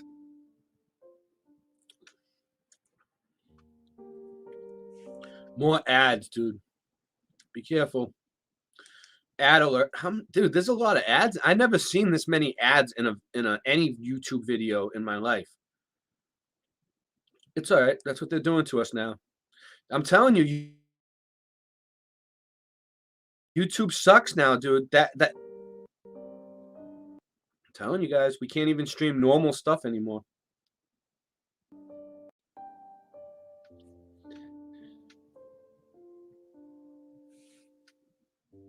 I mean, I just stream this stuff because if I don't have nothing to stream, I'll stream someone else's stuff, like from the community, like Ewar. I know he doesn't mind, but it's like I just want to have a stream where people can come and have a place to talk at night when there's nothing to do and everybody's at home. And think about it. What would you be doing right now if maybe you'd be at someone else's YouTube stream, but if there was no YouTube at all, if YouTube was never a thing and you couldn't go to these like chat rooms and talk to people and make these connections, you know, we better take advantage of it while it's here. So I just stream whatever I can just examination of Leominster's restoration gives us a potential clue as to why architects and those in charge of the restorations might not have wanted cameramen on site, and why mid-restoration images are so sparse.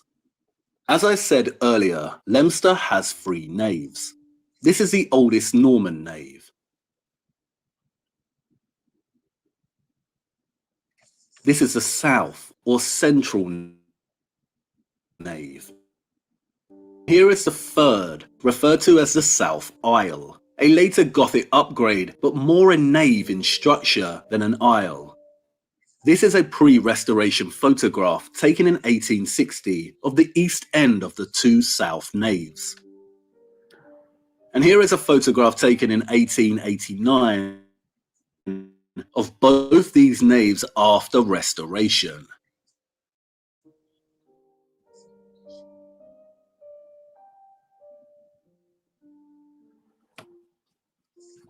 One of the central changes here is the reformulation of the stalls. They are no longer 2-tiered and dominating the space as we see in 1860, but now have a graceful spaciousness in 1889.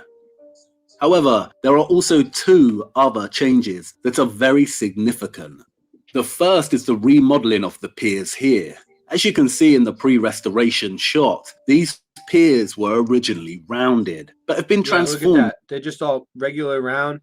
Over here, they got like lines in them and more, like they're more carved out almost, more ornate. Into a more suitable Gothic style. Can you spot the second significant change? That's right. In 1860, we see that the entire walls, including the piers, are covered in white plaster. In 1889, after restoration, we see that the underlying stone of the masonry has been restored. Now, An initial reaction might be to query the validity of these photographs. How do we know they are genuine and not fake? But let's not be hasty. For you see, I was very lucky to stumble on 2 images of the priory mid-restoration. More ads, dude.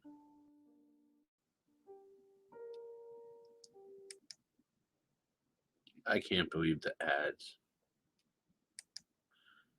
It's the same friggin' You want ad. to achieve better results, make a great impression, and save time at I work? would love to, but I'm not even gonna talk to the ad. Forget it. I'm not doing it. I'm not talking to the ad. It's at 3320. 332. Look at that. The ad was at 332.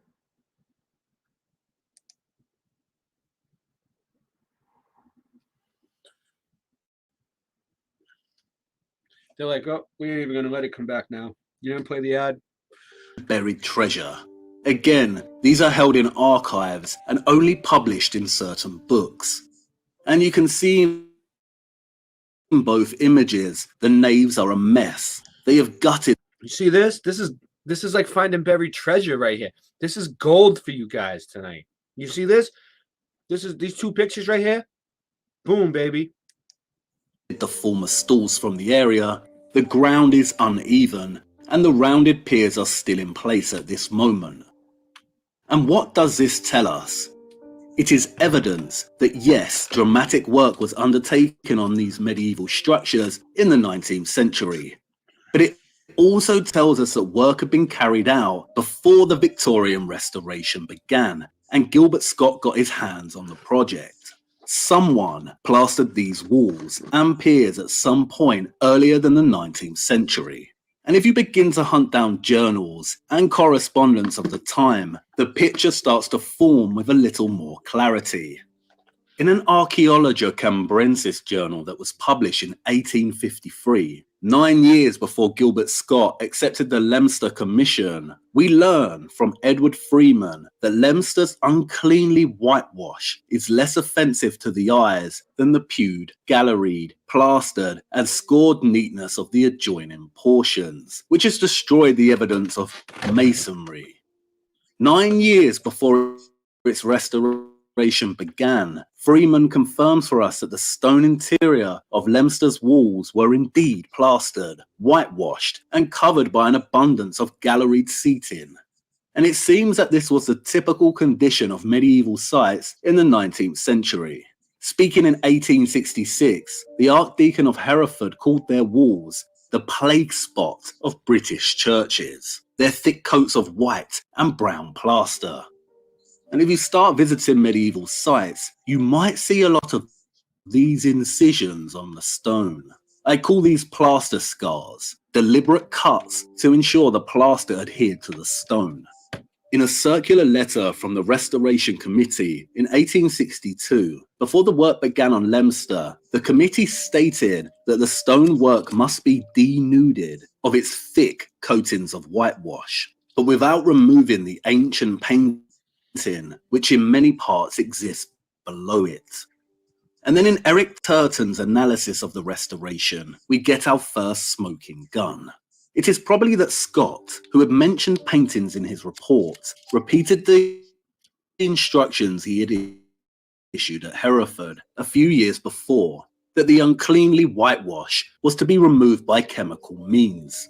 He also stressed that if any wall paintings were found, these were to be inspected by the architect. The work was commenced, and, sure enough, wall paintings were found. Unfortunately, the workmen started to remove the plaster on which they were painted. When Scott heard of this, he called an immediate halt to the work and appointed Mr. Chick, a Hereford architect, to act as a clerk of works, having held a similar post under Mr. Scott at Hereford Cathedral. There seems to be no record of the paintings that were destroyed. That right there is a smoking gun. Why? Let's lay it out. We learn that Gilbert Scott had a high degree of control over the restoration process. During a similar restoration project at Hereford Cathedral, Gilbert Scott had issued strict orders. If any paintings were found, as the workers removed the whitewash from the walls, the work be immediately halted and that he be immediately informed so he could inspect them. Not only that, but when this happened at Leominster, Scott called a partner architect, Mr. Chick, to assist him like he did at Hereford. I understand the strict control over preserving historical artifacts, but why did Scott and Chick not call in a historian or archaeologist? Were they really that qualified to assess the paintings? And it's convenient, isn't it, that the workmen just so happened to destroy the paintings despite the strict orders from Gilbert Scott to cease working if they found any. Is this why mid-restoration photographs are rare? Because perhaps it presented a risk of creating records of paintings and who knows what else that they did not want to be documented. And here is where the plot thickens even more. The whitewash they were removing via chemical means existed on top of the plastered walls. And you see this across medieval sites in Britain. Faded and partially corrupted paintings on top of plastered walls.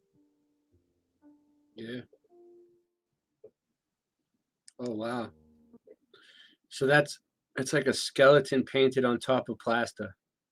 That's so cool. That's really cool.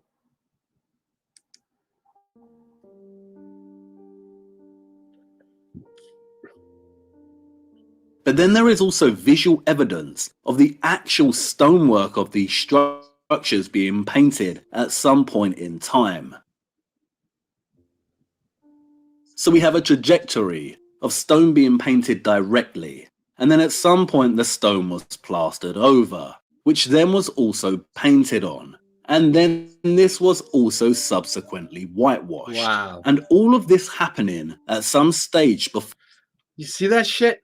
So the stone was painted, then plastered over, then painted on again, then plastered or whitewashed. But if you think about it, it's kind of like that in your house too, right? Like if you live in, like I live in an old house, right? And you can see like, you know, different layers of paint behind the walls and shit, right? Like if you ever done painting before or anything, Singe? Like on like you're an artist. Yeah, You I've must have remodeled painted walls 100-year-old before, right? houses. Yeah, I've remodeled So you know what it's 100-year-old like when you- houses, and they're completely different. They don't have hollow walls; they have solid walls. Yeah, And yeah, and if those you houses. ever take like wallpaper off a wall and see like underneath what the paint was like before? A 100-year-old like, house, definitely. It's just like what? There's like I 3 did the layers. floor. I did the floor over here. Before this floor was red, dude. It was like an old ass redwood floor. Now I got like a nice pine color. You know, I did it myself. So like, yeah, I understand what he's talking about. But that's crazy that it goes back this far into the friggin' 19th Yeah, I know. century, 18th century. For the You can 60s or peel 70s, back you know. paint and see like what's behind the wall from like the 17th century, dude. That's a trip. It's a skill to be able For to the 19th read it. century. What paintings was Scott protective over that he called an immediate halt to the restoration? The paintings on the plaster under the whitewash, or potential paintings that existed below the plaster and on the stone itself? What could have been painted on these walls? In the mid-restoration photographs, we see some kind of pattern on the ceiling here, and the quality is not good enough to assess whether these are paintings or just structural damage. But we do see here before the restoration began that the ceiling was plastered and whitewashed. And it's curious as to why they replaced the rounded piers here in the central nave with brand new ones, especially when the budget was tight. And as Turton explains, the inhabitants of Leominster stepped in to help with the finances. It's interesting that at sites like Ludlow, we see the stone piers directly painted on. Could these rounded piers have had some interesting paintings on them? We'll never know. The story of Leominster's restoration also offers us another big lead. In the Archaeologia Cambrensis Journal of 1853, Freeman muses on the curious ground level of the Norman nave, the oldest part of the structure. The ground has probably been raised, he says, as the floor certainly has within, where it conceals the bases of the piers. Again, Freeman is writing 9 years before Gilbert Scott was on the scene, and the piers he is referring to are these ones here. And in the Leominster newspaper of August 7th, 1885, a report on the restoration reads, "The Norman nave was in a state of great dilapidation. The floor was uneven, and the magnificent columns were buried 1.5 feet in soil, which had accumulated around them." Why was the Norman nave buried 1.5 feet so the bottom of the piers were not visible? Now, before you start being hasty and shouting about a mud flood cataclysm, remember that this was only in one specific area of the structure, the Norman nave. And listen to what was found underneath. As we come to learn, it was not soil accumulation that raised the ground. The floor presented problems owing to the burial vaults built underneath, probably in the 18th century, as the crowns of the arches of these were higher than the original floor level. Permission had been granted to remove the crown of these arches, and the whole floor was sealed by a layer of concrete. The floor was then covered by encaustic tiles in red and black, made by Goodwins of Lugwardine. This is another smoking gun. Why? Because firstly, we learn that during the restoration, they filled the undercroft of the Norman part of the structure with concrete and finished it with Lugwardine encaustic tiles. These red and black tiles are found everywhere across medieval ecclesiastic architecture in Britain. I've never seen red and black tiles like that in my life. Have you, Singe? You there? Still around? Did he fall No. asleep? No? You still there? It's like, looks like Have you ever Indian seen- or have you- Aztec. It's Indian. There you go. He said this is all found throughout Britain. In It the looks like in the ecclesiastic structures. it looks like North American Indian. It's weird, right? It's weird. I never seen no shit like that Here, I'll before in say my it. life, man. Oh, look at I never North seen- American Indian design. Watch. Go ahead, bring it up. I just want to get. They get were a through this result video. of the Victorian Only like 12 minutes left. So restoration we're getting, and we're made in getting there. factories with molds and Portland cement that contains a high degree of mineral color pigmentation.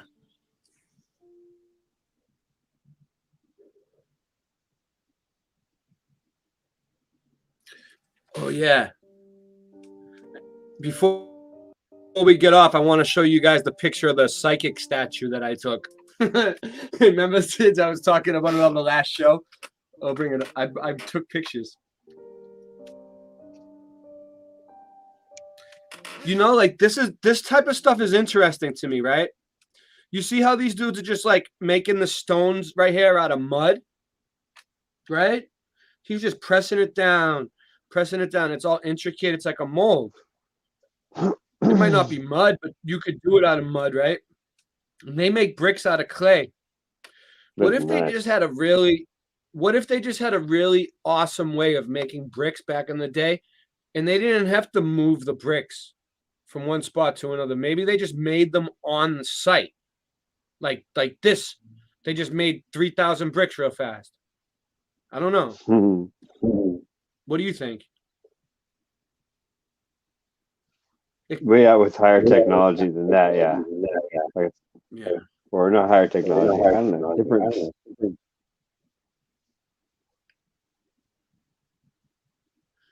So Yeah, they didn't have Emilio's to. They man. didn't have to levitate them or anything. They just like Play-Doh or something.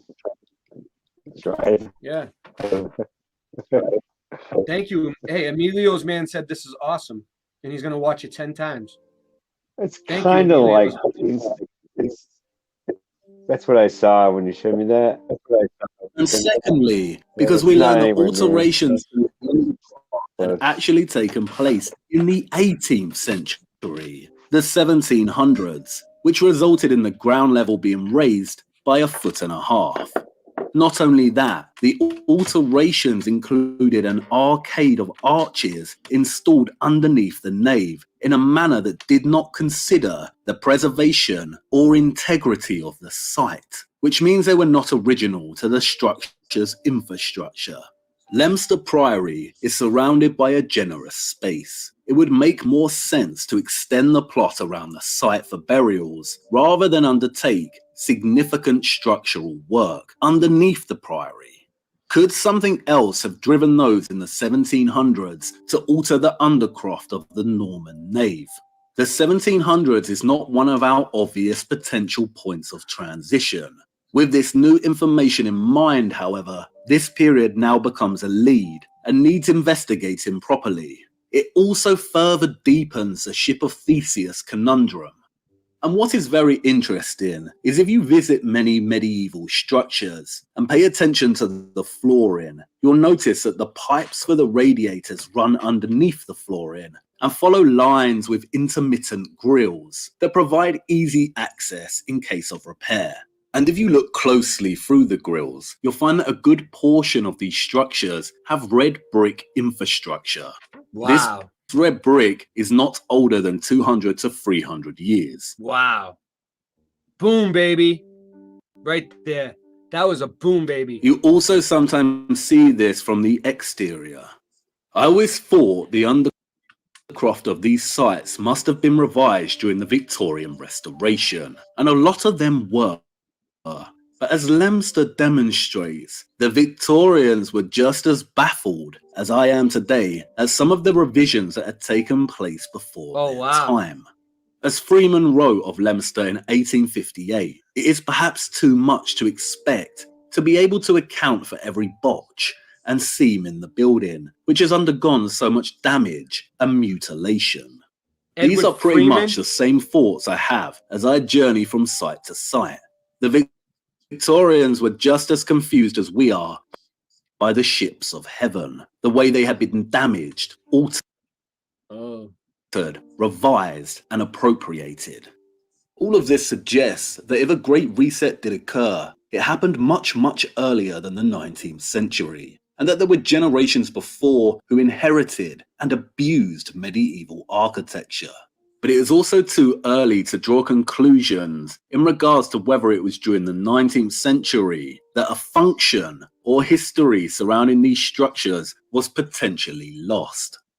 The Victorian Restoration, as you have just seen, is full of clues and potential keys, and this warrants further investigation. And the case of Leominster really begs the question as to why the structure was in such a bad state to begin with, and why 80% of Britain's ecclesiastic structures needed restoration during the 19th century, which now leads us to our final potential point of transition. All right, hold on. I got to get rid of this ad real quick. We got another ad coming in. The fuck? Oh, gross.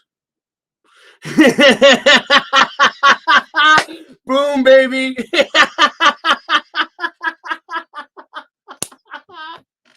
That sucks. Oh, man. Get out of here. Get out of here.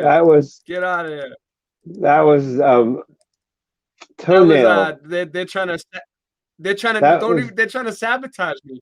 No, that was sabotage me, I think. That was Tony the Toenail, and he's gonna come get you. Tony the Toenail. Yeah. No.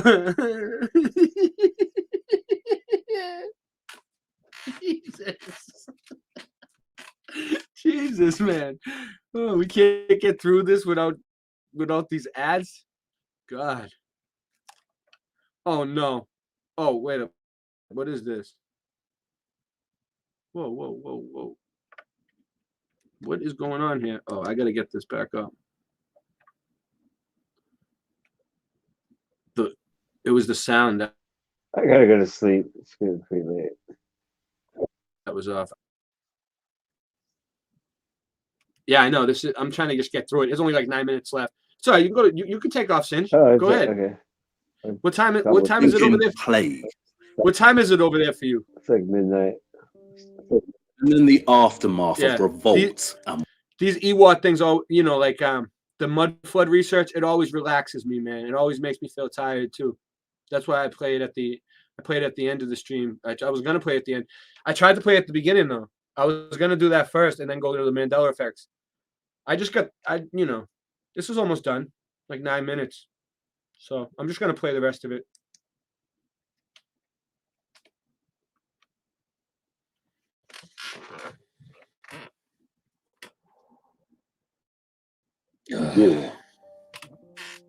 The worldwide population was reduced by over half, and it took until the 1500s for the European population to regain the levels of 1300. And it was during the 200-year period that followed, which historians have called the Renaissance, that the world changed forever. A great reset. Everything changed. It's here where we find gaping omissions, cultural discontinuity, and abrupt change. It's during this period we see the rise of pseudo-masonry, which would go on to architecturally replace most of our medieval heritage over the course of the Pseudo-masonry, all right? Pseudo-masonry.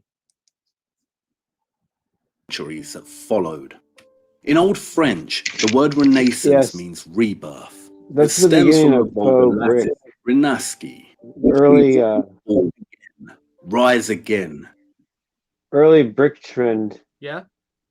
History goes back to the pseudo masonry before it became faux brick. Yeah. Well, wait up. Well, pseudoscience. Pseudoscience is something that's not science, right? Right. Pseudoscience is something that's not science. Is that what pseudoscience that's is? Science that Sue Finelli does. yeah. Yeah.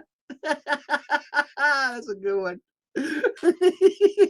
Is she still here? Do science, right? She's reappear. She was here earlier. Nude. Who or what rose again? The Renaissance began in Italy and gradually spread throughout Europe. It reached the United Kingdom late, at the turn of the 16th century, the 1500s. Do you know what happened to the country during this era? He said country. And beaver butts. Did he? I think he said beaver butts earlier.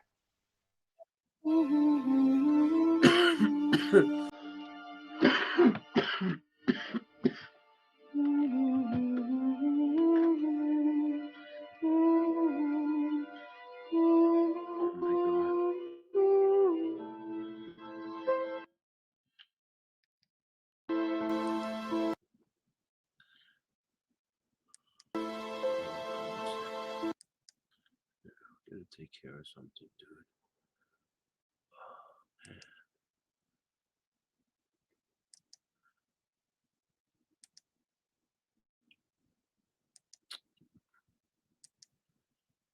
Where's my damn. Hold on 1 second, guys. I just seen something. I gotta stop sharing for a minute. Man,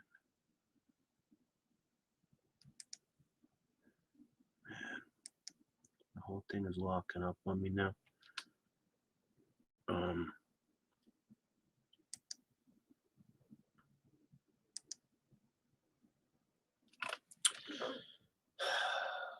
Give me a second, guys.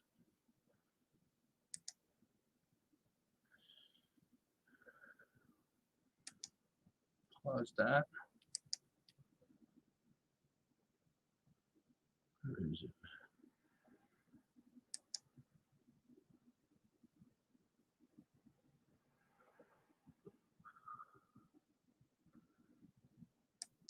I have to block you, Morgan.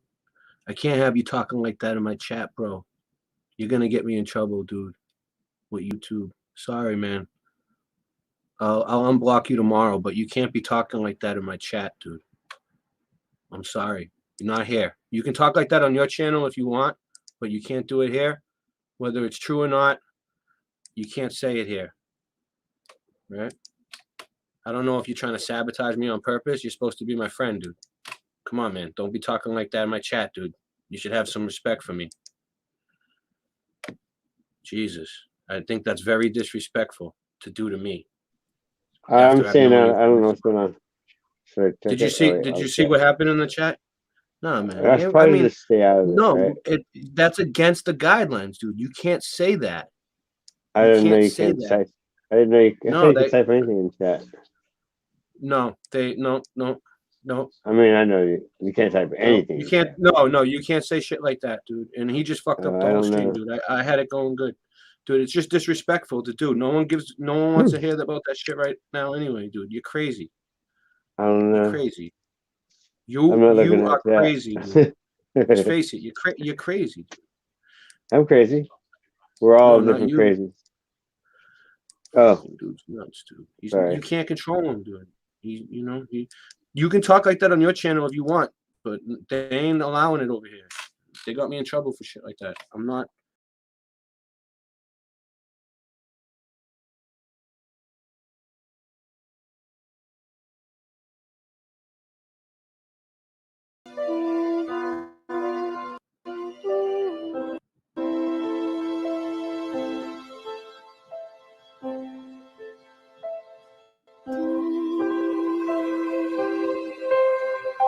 Yeah, I know.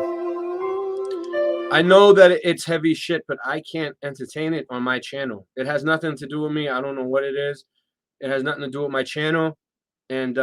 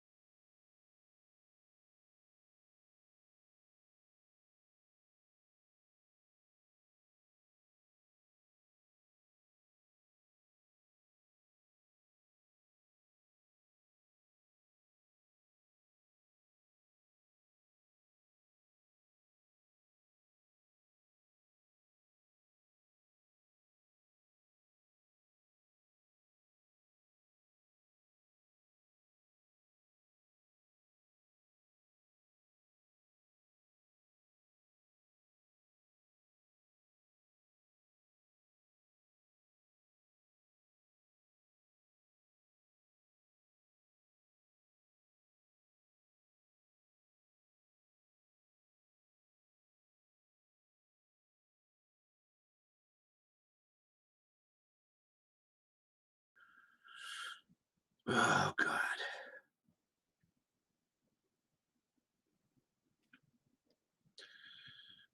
Yeah, YouTube gave me a letter the other day, man.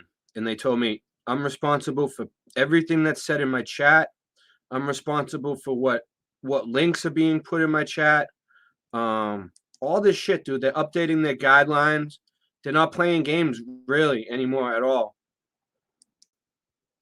And tonight's like my last night before my fucking my strike wears off, and he's gonna come and do that shit to me on my last night before my strike. Dude, you're supposed to be my friend, dude. I thought we were cool. That's disrespectful. The dissolution of the monasteries, where the medieval United Kingdom was ravaged, broken, where its old ways ended, where the ships of heaven were pillaged and laid to wreckage and ruin. The dissolution of the monasteries, a king's legacy. There are traces of around 188 ruined monasteries to be explored in the United Kingdom today. Before this happened, there were over 800 monastic sites across the island. 800. Where did they all go? And why did this happen? What happened to our medieval heritage? And why were many medieval cathedrals that are still standing today spared this barbarity? Still, to this day, the water runs through many of these ruins like it did centuries ago. I don't know, Sean, but yeah, YouTube has updated their guidelines, dude, and they're being really strict with me. I think it's because they want to monetize me or something, because it seems like they've been giving me more chances to go and fix my videos. Like, they never used to warn me before Like the other day, like I wrote back to them and I was like, can you warn me from now on when you know, instead of just giving me a strike, warn me. So they updated their guidelines and they did warn me the other day, man. They did. And you know what else is weird about YouTube? Okay, let me tell you guys a story. This is fucked up. Everybody says, oh, it's just a bot, right? It's just an algorithm, right? You just need to trick the bot. It's not. It's not. It's not. Me and Cinch figured it out the other day, man. So check this out. They were blocking my YouTube streams, right? My Mandela Effect streams all week, right? All the streams I did this week were blocked right as soon as they were done. Private, right? I didn't make them private. YouTube blocked them. Copyright blocked, right? So I named my last stream that I did before this one, stop blocking, and I put the block sign. My Mandela Effect streams YouTube.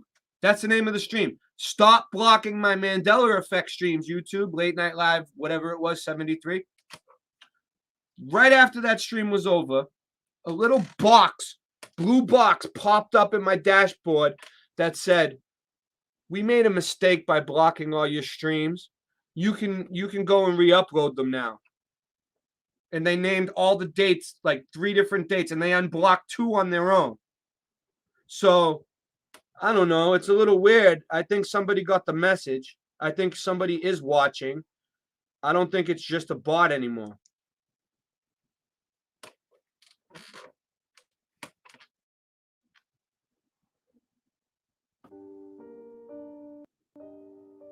Yeah, it's my last night before my strike wears off. This period, what I call the aftermath, is of utmost importance. On Boston Ray, they could take the whole channel down, just like they did Michelle L. Because I have 2 strikes on there. It's on the last strike. And the strike wears off overnight tonight. And Morgan's going to come in and do that shit to me. And he should know better. He's older than me, and he's been on YouTube longer than me. He knows the fucking guidelines. It's not like he's a fucking child, right? Morgan, you should know better than to do that to me, bro. That's fucking, I take that as the most disrespect anybody could ever do to somebody, dude. That's so disrespectful, dude. You came in here and just fucking pissed on my back, dude. Importance, and we will need to look at it in great depth, something we cannot do right now. It's our most obvious point of transition, but ironically, it poses the most challenge because the monasteries are in complete ruin.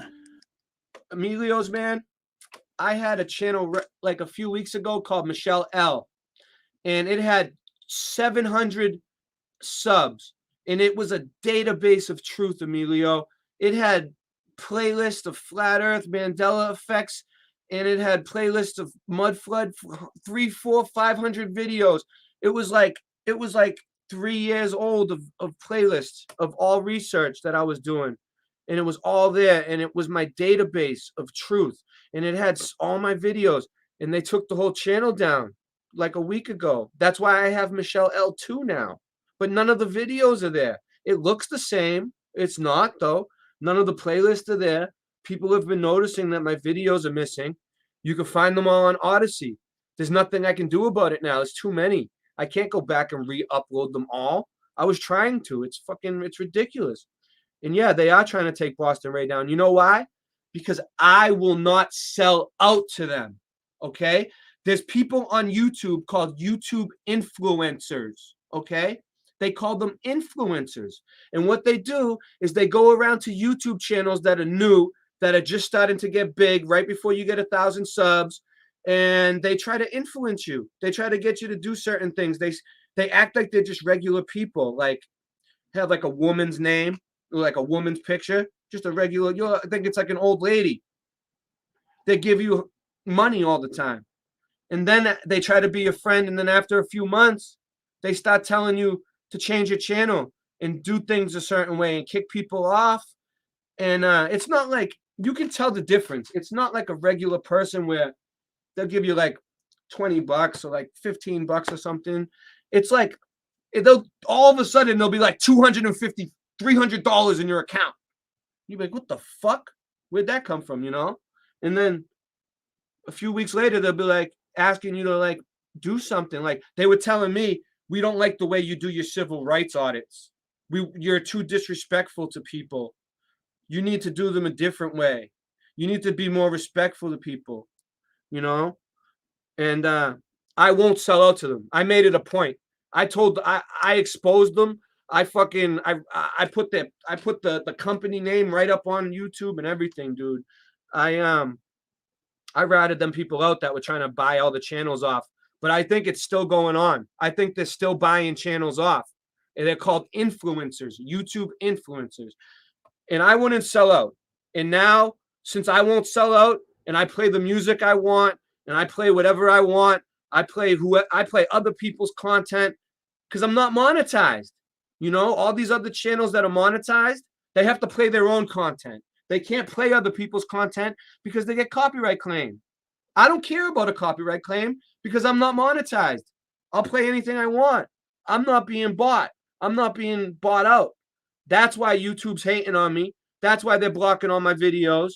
It's all connected with Google and YouTube and the influencers and the whole rigmarole. That's why they're shadow banning me. That's why my channel's only getting 200 views a video when I should be getting 1,000 views a video. My streams have more truth in them than anybody else's on here. You know what I mean? Whatever. And there is a lot of historical discontinuity during this time period. A heap of broken images. Have you ever seen the 19th century photography of Roger Fenton? No, I'm not it's selling out. truly remarkable to see. I will never sell my channel. All right, I'll let you guys know that right now. This is my channel. I fucking built it. It took me fucking hard work. I will never sell this channel. This is my pride and joy. This is like my child, dude. I don't give a shit. I'll take donations. Definitely, I need donations. I need help. I'll take the ads, but I'm not gonna sell my channel. I'm still gonna do what I want on here, no matter what. And if YouTube doesn't like it, I'm just gonna go to another platform eventually.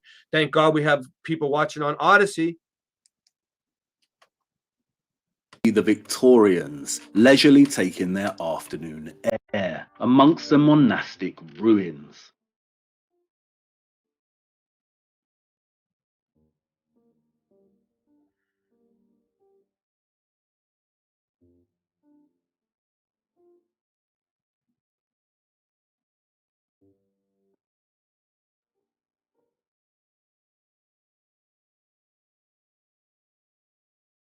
I have never seen the ruins in this way. Look how overgrown they are.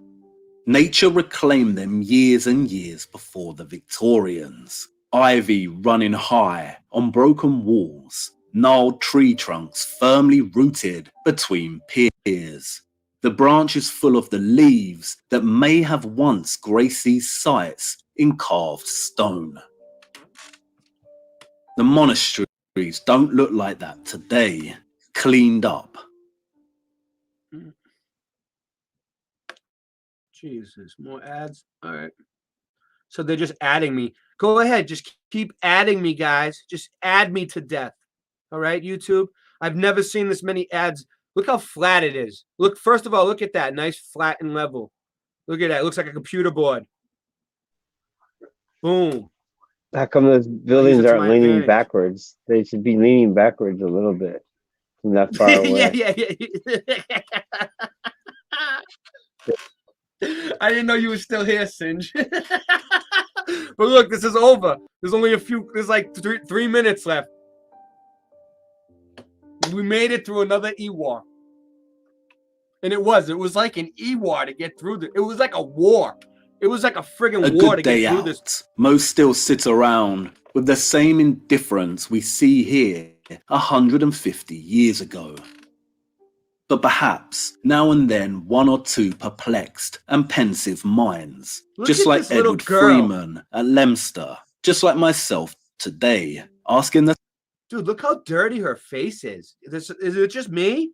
Or does it look like she's got dirt up? Dude, look at them. They look like they're sitting in the mud. That's a trip. same old question. What happened?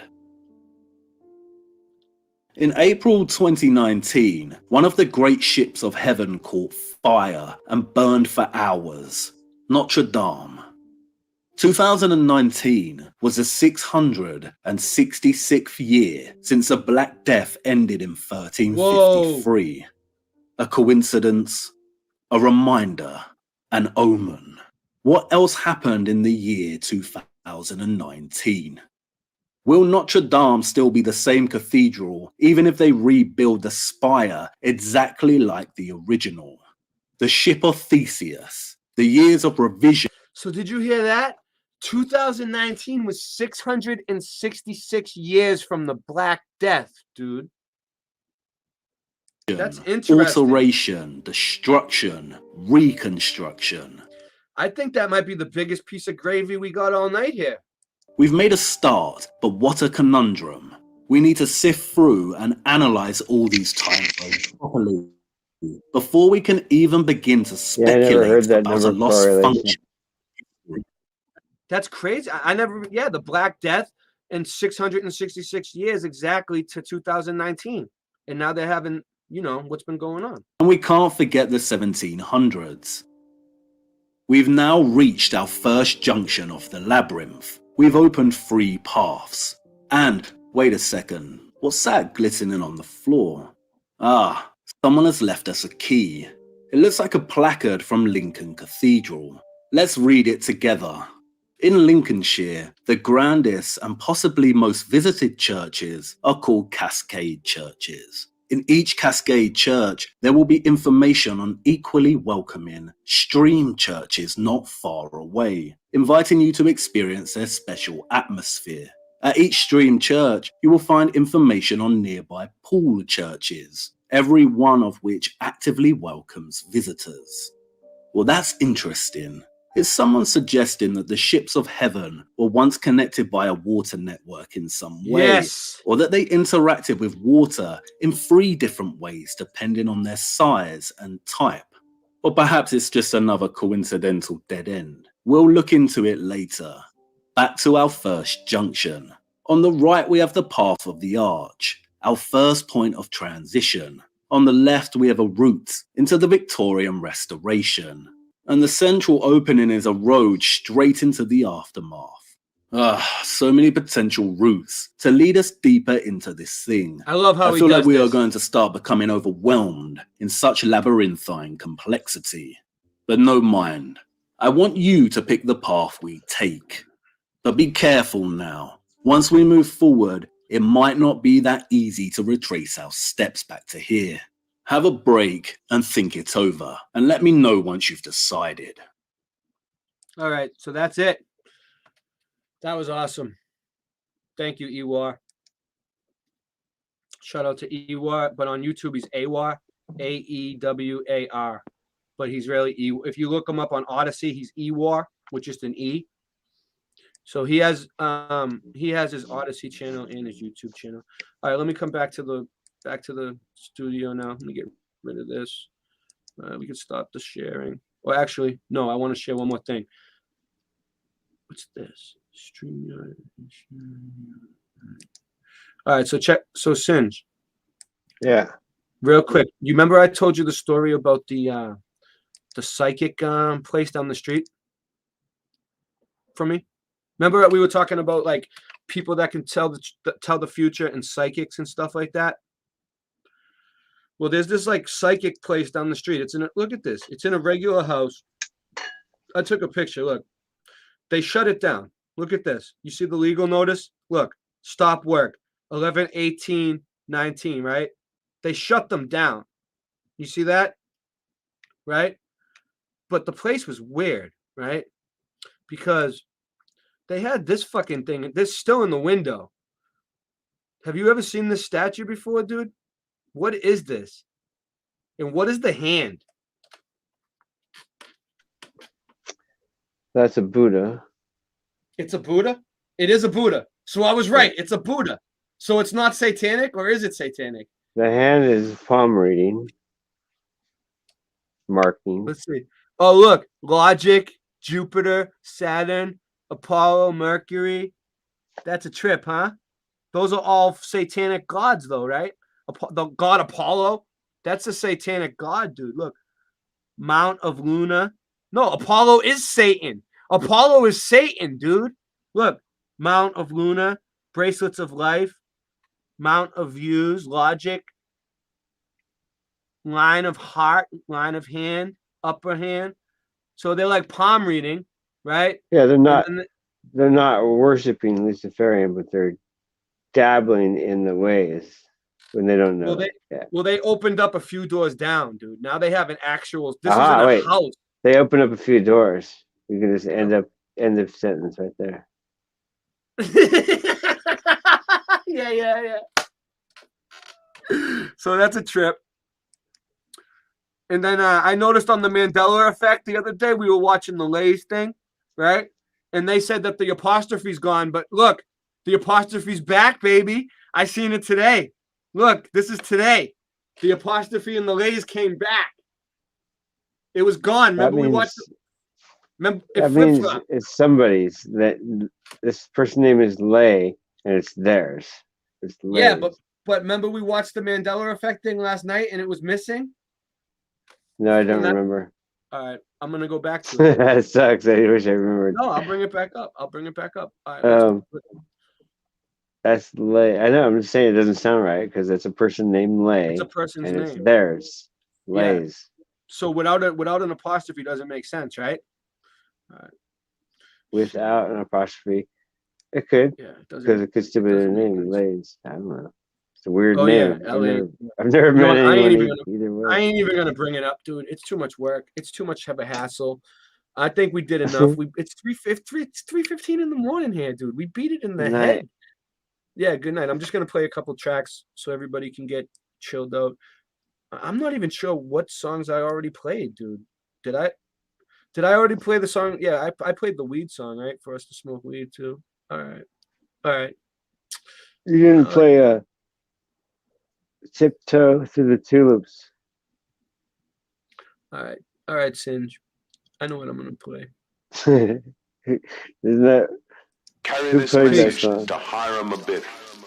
All wise is the owl who can see in the dark. All rise for the lessons of the evening to start. All seeing is the being who created the spark. Man knows he knows nothing if the man is smart. Star charts, technology is silly to those who know real space travel only happens with souls. Molecules and energy disassemble and flows. When space bends and distorts, we are UFOs. King Hiram, master of all builders. Step through 2 pillars, stalked by 3 killers. Buried inside a village, but wait, I'm not finished. Risen from the grave as a holographic image. Let's have a conversation about the constellations, about sound and light and matter and vibrations. The mathematics needed just for your genetic sequence. While humans are distracted studying devils and demons. I need more than 33, I'm 360. I need more than religious scriptures can give me. I'm in a chamber of reflection, getting busy, chanting and meditating till I'm dizzy. Memento mori, in the story, I told you I'm grand leveler. You never catch a grip or a token if you're a regular. You suckers had it twisted since the Morgan affair. I'm horseback attacking haters with a sword in the air. Sorta rare, but you can sorta compare me to Brother Manly. I got poets and scholars and pharaohs in my family. People trying to decipher and try to code me. Fans constantly quoting me, brothers saying so molded be. I'm from your ancient future. Legend of the 3rd degree, God, Hiram the best. Burn the seas like degrees of Mason. Because your faith, legend of the 3rd degree, God, Hiram the best. I'm from your ancient future. Legend of the 3rd degree, God, Hiram the best. I'm master mason when I'm building my pyramid. Legend of the 3rd degree, God, Hiram the best.